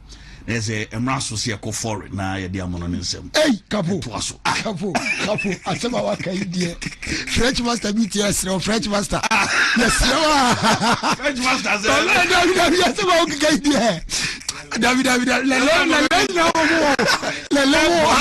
asema kan lele bolu say the ball one asem ye be Uja kwa mono ne aba na the foreign no atoaso e de amount na mommy kwa mono na say paye Shamak Israel Yehovah el kat we ahata et Yehovah Elohika kaluvika uvika na veshika uvika miyodika tode yashak in English in the name of Jesus. 2 for on my shirt. He the greatest on the court, and I'm the greatest on the verse. Yeah, going for the last ring like it was the first. Gotta get the gleam, do it for Kareem. 2 flow so nice, my flow so mean. Catch me at the game, sitting next to gold steam. Kobe Bryant Nikes, purple gold strings. Kobe in the game.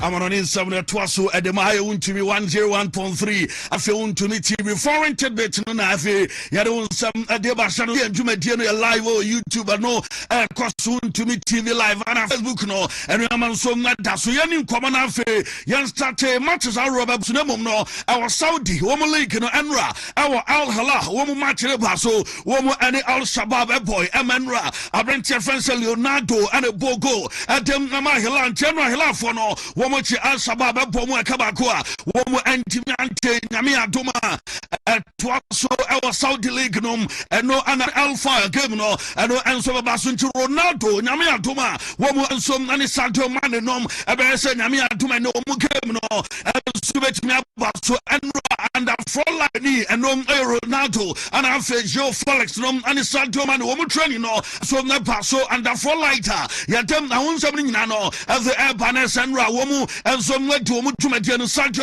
Man and Ye, Klikoman, Joe Felix, and Afe, and a Brozovic, Womina, Aya, Jumana Kama, and some no, I want something nano, at them Nama reporter, and someone said, and the player, Yafani said Bento, and some Quada, Womo at the Remon, Nadia Sene, one and some Ebetime out of the Tima, Yadon some Deban, according to training, and my course, our Al Nasa Ronaldo, Womo Etim, no Otimus, Enra, na bibia and goalkeeper na all Gaudi wano and bedam Martinez no ewa chwe Al Amri eba boy chwe and afi Sultan and some other ball ewa chwe Angelo ewa me for the Brazilian eba ball and afi Abranche Joe Felix eba 50 Sadio Mane kin the attack no edem amomo edon sam no edebe Ronaldo no adeba Ronaldo sham say and ade sem your better trophy and abibia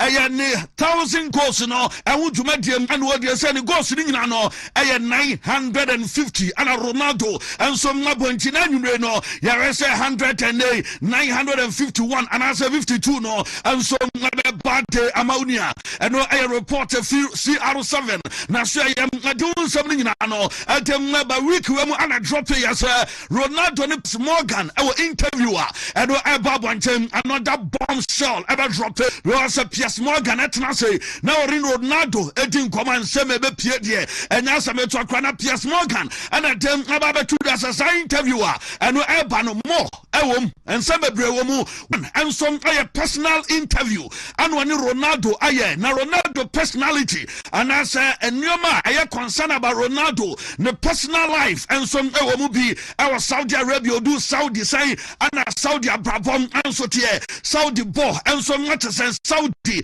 womu and so tina kwan say and some man is Ronaldo life ni nyina no womu ahun komo I know I personal conversation and on my course na ni nyina mu no was ensem ewo interview no mu pa and we some Piers Morgan dia tuda I say or spend 80 minutes say 1 hour 20 minutes and on Ronaldo and some letna so mo bon komo na komo de dey manju and some ebebam dey Ronaldo and Messi and some ebebam enti yawese na mi adoma wono and some drop you know and Piers Morgan and some what them to the narim say Ronaldo Junior Ronaldo bano ene or matcha wono ebom and no any Wolves a game no ebabaso a ball against Wolves under 16 and no 12 p.m. time our Saudi woman and some time into Ronaldo Junior and on some way Macudano buy a dem on some a dem on so na mamin call Ronaldo and as a min for Ronaldo na fe Miriam Awolio Messi and some was yeah now unim some Messi our Inter Miami omu and some an Nashville a match in Babaso a 11:30 and then and some machem na sa match no ebetumi abaso ede Amalio Messi ayatem awon samni nyina no efe ema na no pay now to MLS no ma wom release salary structure na say ene wom salaries players are wom jepa and some awene wom league no after season no and some sign ede ema Inter Miami at home in son eberemo Sergio Busquets mo adwuma wom edi way excluding sponsorship deal and now there's sponsors no and some sika eka ho and no Messi and the lead 17.6 million euros and Leo Messi and some aje wano top and our league no we are not son and some number and we are 9.6 and sana Sergio Busquets abano 7.5 million sana unia and some aje we are top and our MLS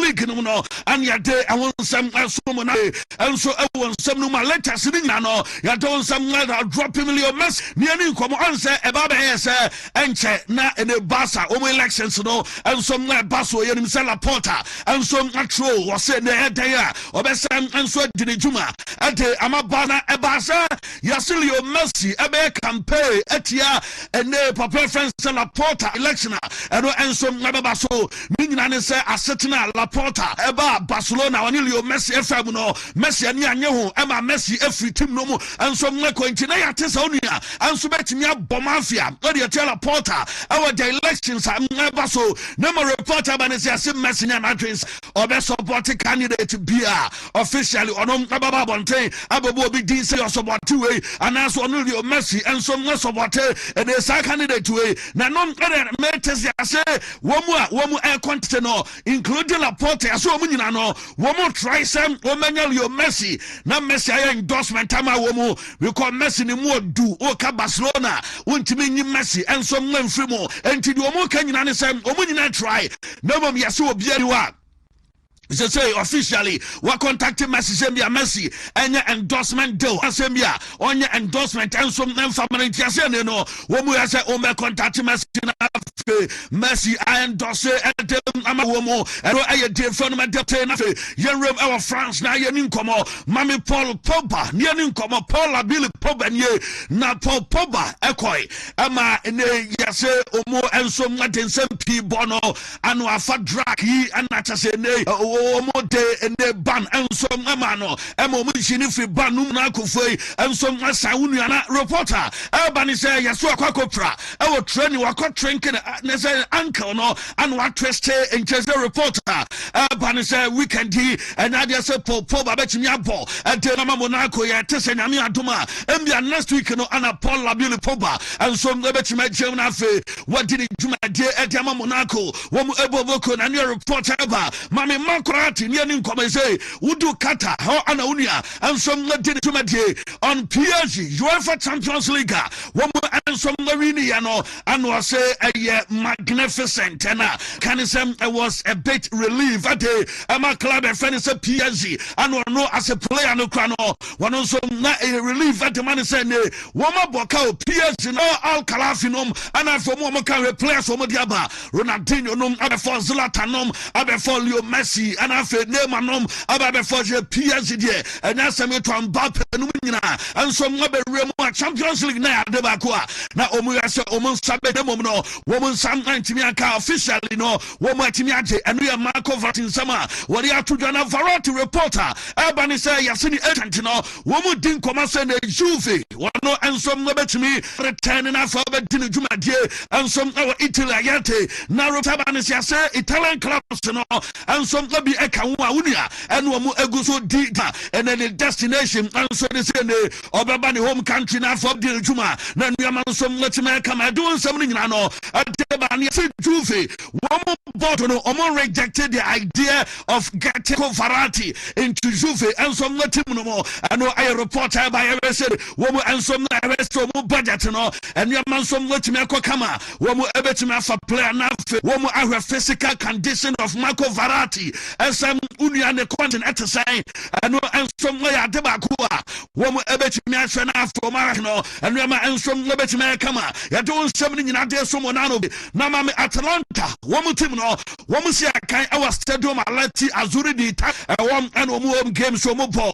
na already this season our Italians no more bra and I pay so why what is over try in a bet wakota wo machi and wa mo start no and some ye wo mo aye de olba wo mo and some our Italian Serie A numa wo mo undefeated a club bia and some 90 minutes Atlanta wo mo bobo konti anu asa no so and some ngate amaya na afia din komo na bibia some ngate me kama no aye de phone ma de be don some nyina no afem Antonio Cassano ana watwetwa bi de ama Allegri na in the Milan team no say Milan for no adeba ko ewom and say coach na waba no de onimu ya and say oba pack bus o person show Milan game na say Milan uba jiri say bia Milan foi ebe kunu ni ade coach no wono adeba ko heti and so man say what time kra be born after what done na o pia bofem na ni ade ni na no ade say uri and so na wonti de onimu an say de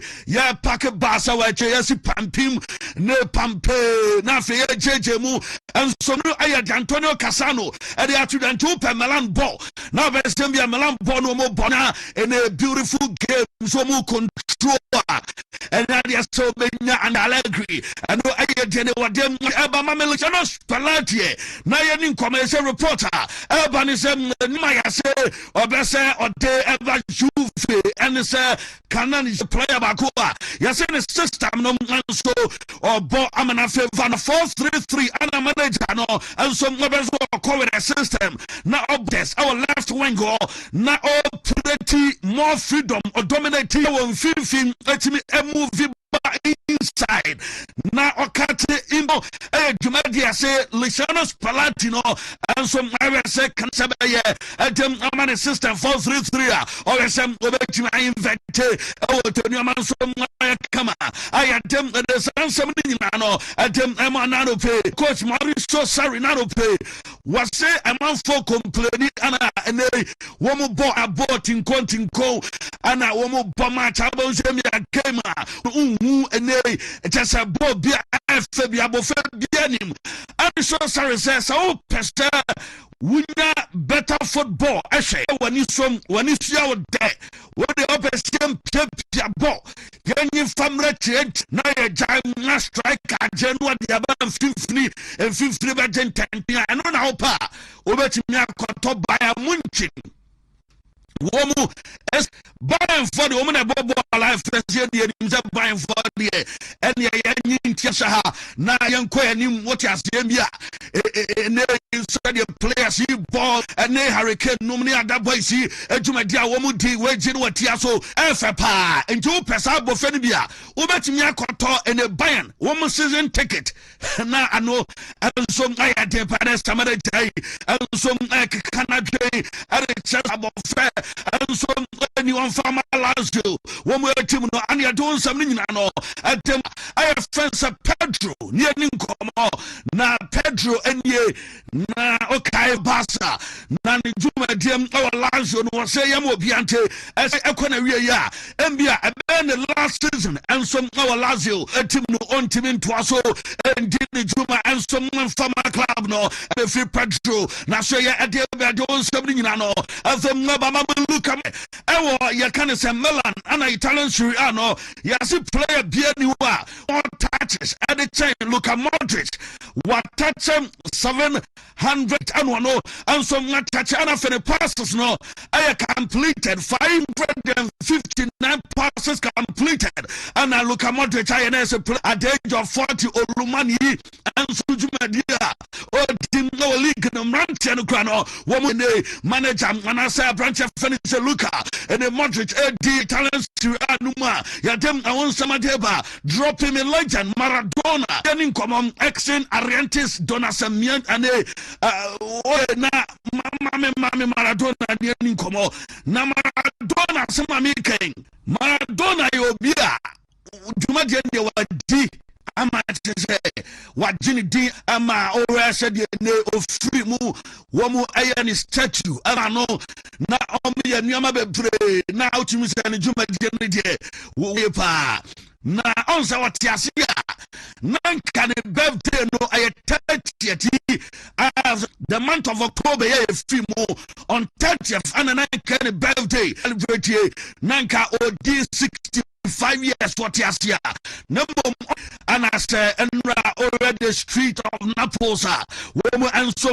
man statue o de to castle and so na the fast street so wo mo dey 60 feet birthday as Maradona I don't something na no Panes Napoli wo mo eleja no mo ya bibi kakra and so mo de Marabasia and Kawodini birthday day later see and so mo de man anope na wonim say dia ya kan ene dia ba nyina ne say mami na mai near come on say name man so a pride na say na ye name babe do am I say training na so enra everywhere pa na nema say nema no bibia de damo apona na nema peso kobie enti o na ni bra o train hard training na odi enema ekoso na bibia chese nema na ni training no kosom anu bi na okay tini shara ke project amana so ni say eye nema ho ye say o rese na nema si kwa nema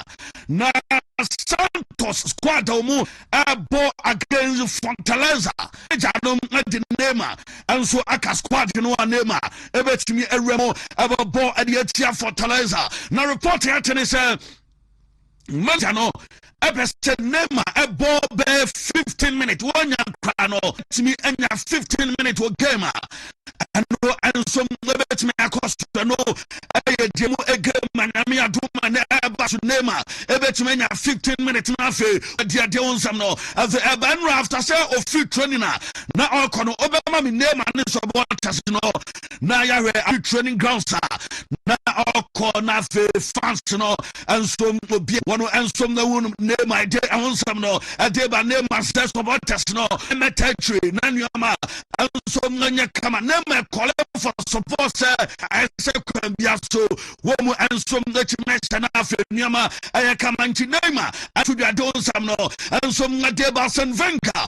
Mamma, former coach, say, one FIFA and a boy, a Jumana, on some of Arsenal over dinner, Jumajo, Dina, no, will be our Arsenal, another KWAME, and some, and it's Eddie to the Senate time, now or dinner Juma, and the Arsenal officer by your Jumana, so yeah, officer, Duana Abeba, Edubia, I'll say I am a comfort zone, what has been a higher, was a remanded for but twice, SNA, woman was and Vanka, SN Come Juma, and from Emma Madrid Bobokono, Sadono, was it Juve, and some nearby, Emma PSG, and some Manchester United, Ominano, Ayo Martin Secomunia, no manager, I have finished and Vanka, Omedijuma, and from Amos Nabe, and what you to say, one of the fatal flaw, our life, and it's I never call that regret. I just so one is all movie. Nese obet me and some succeed our baby for and I am a Maria to the Senko Nyaya Nanka or some movie every Arsenal a call baby for no Vanka Nisa Modia to the Don and some Debayanko Premier Nayan common Bournemouth woman as statistics in here pa and Antoine Semen your form and some other team no and is a crana manager I have finished Donny Ayurela at some Kaka at the to the Musan I say, oh, Petima, when you good start, oh, Premier League, no more. Yabaka Samanya good start, and I will see one who say, almost competing really well. Now, do bet me I can have that even bigger at them Mama because they say Obiaunsa say and our team no Osiba and I say really matches are fair and need never bound cafe and no more and some ever face the very best tough in the games are a woman manager I found Anthony Ariola at the Accra at Giant Sama or the Tudra. Second in the Premier League, phenomenal start to the season. Everyone's still talking about Bournemouth. Again, the unbeaten run continues. It's now into 8 games, the longest in the Premier League. I know I say this question all the time. How are you doing it? How are you proving everyone wrong? How are you continually putting in these performances? Because the footballing world wants to know. We are being competitive. We are not winning easy games. And no, all the games we played, they've been quite leveled. Probably the other day, no, it's a 2-0. It's not a great win, but it's a good win. But we are competing really well. I think we are being quite effective, efficient. But now the challenge is even bigger. We are facing one of the most difficult games you can play in anywhere in the world of football, and we have to raise our level if we want to have any chance to take something from the Etihad. We have to raise our level, yes. Second in the Premier League, phenomenal start to the season. Everyone's still Ariola, I know the Accra, to the bomb of coach, you know, I want some no, Chelsea, now you come and no, London Derby, I know, ever so ton of woman Chelsea training, no, no, Eshe, and America too, and so Maraska, Estrante, Boise, and some I want day, I will train, I want them, and America too, echo, so we are Bowek, and some like a crama to make it make some other my Chelsea team now, when we are so more prepare match. Against Tima, your friend is a Tottenham and your game Ketua and Farmer Chelsea the Blues. Now, manager, I have friend Enzo Maresca Chandra, our Jumedia, I have friend is own to be sports buffet, Fancy Di Maria, and my coaching and so subscriber, and my okay can celebrate for Chelsea team. No, now on Chelsea, one more red card, I say Chelsea, and then red card team, or boy, I know a D, or boy, I know a D, and the Ebus red card, I say Chelsea for Enzo Martin was say Chelsea red card, I say one more red card. Woman and some are considered and as woman, Erubabia, one who did pass a voice, or a Nyama woman ya was and Nyama Biowa, and you bet you may avoid the cast Biowa, I avoid double and some at the Martin. I have friend Chelsea, coach, I have friend Enzo, Maraska, Echemu, Koya, as I got Chelsea for red cast in Biowa and go my avoid it. Do you think?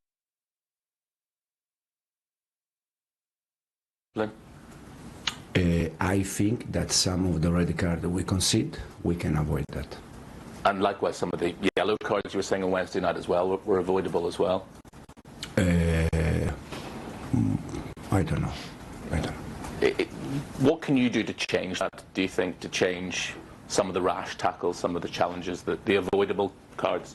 It's also something that we need to learn, something that we have to do better, and for sure, no doubt, that in the future we're going to be better also on that. Do you think, generally speaking, there is a problem with discipline? I think that some of the red cards we concede, we can avoid that. And likewise, some of the yellow cards you were saying on Wednesday night as well were avoidable as well. I don't. What can you do? Enzo Maresca and Como, and the last player who did red card, and there are some Chelsea, Leon Dollar, Pomu Gamer, Womo Bo Etia Wolves, and no, and almost say, I could card or D and as a manager, when you're in a pep talk be and a boy, and some and Akasamania pre talk be and only did in Como, I found them be a next time, and say, man, you say, and Comobia Coso, and I say, on a buy no any Comobia, on any cafe. And for the red card, because we are matured. When you need and no, and a bet chance mu yentie kakra manager Enzo Maresca and the two found. No, but I don't need to speak with Liam. Anyway, I spoke with Liam, but Liam is he knows everything. He's aware of the situation. He knows that he made a mistake, and full stop. No more than that. Do you think the players appreciate you being as open and honest as you were on Wednesday night? This is a question for them. The problem is that when I say that there is no concern about red card, no concern. If I say that we need to avoid red card, it's we need to avoid red card. I say what I think is correct to say. Sometimes we had red card that was difficult to avoid, and sometimes we had some red card that we could avoid. Do you think, generally speaking, there is a problem? So you need common afe yentoaso emfa ema update way and some enie mame na me aduma boxing day or Christmas no mo na on say edu boxing day edu be times na matches and some na koso within the day na efe for no fancy e dey update about say we do England omo rest day no o metima avoid day na nka omo awsi matches no ade akọ the next day na nuama some letimi akọ kamana jumadia wo mo si na me aduma e betimi abaso no Manchester and Newcastle. Omadi carry aba. I said the only fixture I bet me a ball. I the Boxing Day. Into Boxing Day, no only one match and I bet me about some Premier League no more because of the said in the season no and some city matches I ball our England. Our UEFA Champions League teams ni be boy FA Cup settles ni a day weekend slaughter down to England no and some matches no one be pushy at the 27th and on the 28th of December and about the games and to me across our Premier League no one kase on Boxing Day neje one more abema one game to Man U for no mona Boxing Day more and some game and no 8 p.m. GMT and as a game no and some me about so doing some no as the ever Ruben Amorim a manager as the Emma Manchester United and the manager your friend say Ruben Amorim is a weekend manager so na wa continue Irini at the Emma Manju na records and some matwaso no say one day the obaso and say opese or winning every game na fam facing say top our league no so na mom say the man forecast name into the Champions League position. Shembia, the bia say your ball league na your ball na fe your ball na table no baba Man U ya show mu our hen ya wu mu Man U our hen ya there was one day the one can say the best one is a match after match your ball na your winning into a take every game. Say the bay obetime winning side the bay and your man some the betime akwa na mom currently the AC at the moment you know and ya say ne one on some life said about Nyama Abe Kamadore and say Champions League no woman as obey champions our Premier League no Yaba ball ebe we na position a Manju and some like Dano Aya Kama Yabeti Kakra manager Ruben Amorim attitude on positioner here as a Manju and so bet me acquire. I could not care less about being up in front of Liverpool. I think the fans might like it. Yeah, I know, but it's not my way of seeing things. I just want to win every game and to finish top of the league. I want to be in that position, is to be the champions of Premier League, so I don't care about the moment in the table. This is going to be a very different game. The environment is going to be different. We struggle a little bit to play away. Every play that Nottingham do is going to create a buzz in the fans, and we need to be prepared for that. We need to play a different game. We need to go to the final third and try to find the right spaces. It's going to be really hard. Shandash is really smart, and they have Gibbs White with a lot of talent. They have Odoi, they have a lot of players. Anderson, very, very good players. So they have solutions, they have top players, they have a very good coach. We need to play a different game with different feelings, but we will be prepared for the game. I could not. Manchester United manager and what them and some way out to na mame and Crystal Palace womo a boy I fan Adamo Atena Kodai and some action day a season year started or movie or reha or Kwani Adena Ninamuno report am second as a boy no our agreement and no I want to contract my woman is a Champions League club na saoba na usikano around 60 million pounds omo ebetimi ajabo ina for no so akodi ne juma na nuaman so etimi kama adama club also pen obo e Champions League mu no eno die for no madeba ma me formal tournament wo mu goalkeeper Alfie Whiteman enye na at the age of 27 and no and some retire from the game na say reporter ban say Whiteman is say juma wono and some dia wodi ne juma die as a director and a photographer we chop pictures and a director production work no and what no and so majima unye as what the camera back ten ni baby and the SI and after the Lord umajuma muye and branch Alfie and the Whiteman and so majia one agent and some no as Oliver Glasner a manager at the Crystal Palace team no na Oliver managers I say one more juma no premiership no Oliver Glasner na juma what thing and say ne boafupa na Premier League in phone was say aden and say obo and 2 matches in 3 days abanisa eba adwempa nanu ya neja wo mu ensom abom game eno our the FA Cup mo bo wie ya chase ne enche ye na Premier League ne na wo say bo any ade abanisa having 2 matches in 3 days there mo the pressure na my club no new players no fatigue ebra ensom na ho ade ama boys ebe ma injury kra ensom asati in the club yentie manager IFN Oliver Glasner on adventure say oh bo in 2 matches in 3 days pressure and a womb. We don't care, but when I heard it the first time yesterday, I couldn't even believe it that they are considering this. I'm really upset because I spoke about this issue. I looked at the schedule. Then in the summer, in the off-season, there are people who have work on the schedule, and I would really prefer if they talk together. Yeah, and because you have international games, you have the 2 cup competitions. Nice if UEFA, Premier League, FA and EFL talk together. FIFA is the highest, let's say, board or highest organization in football. They suggest a mandatory 72 hours between 2 competitive games. And now here in England they say we don't care what they are telling us. So that was really that makes me upset. I think you hear it when I'm talking about it. There is AFCON as well. So that means maybe we don't have all these professional players, and that is what I mentioned when we played now at Liverpool. So then there are coming thousands of people, of fans, into the stadium, paying money. Yeah, maybe it's the first experience in watching these games, and they want to see the best players. They don't want to see that we say, okay, then we play with our under 18. I expect that this doesn't happen. When I heard it the first time yesterday, I couldn't even believe it. Sama coach IFN is Oliver Glasner, manager of the Crystal Palace in Komono, and the Elmano Wontumi 101.3, Wontumi TV live on Facebook and for YouTube no Yenjuma and some that's why I cause na what day and the coach IFN is Pep Guardiola ebe banning in for Foden a player or say obe ana ni 200 games say ama in the team your friend is City our Premier League no more na nyina no ana manager your friend is Pep and the atuja say Anna as a man say guy and so I say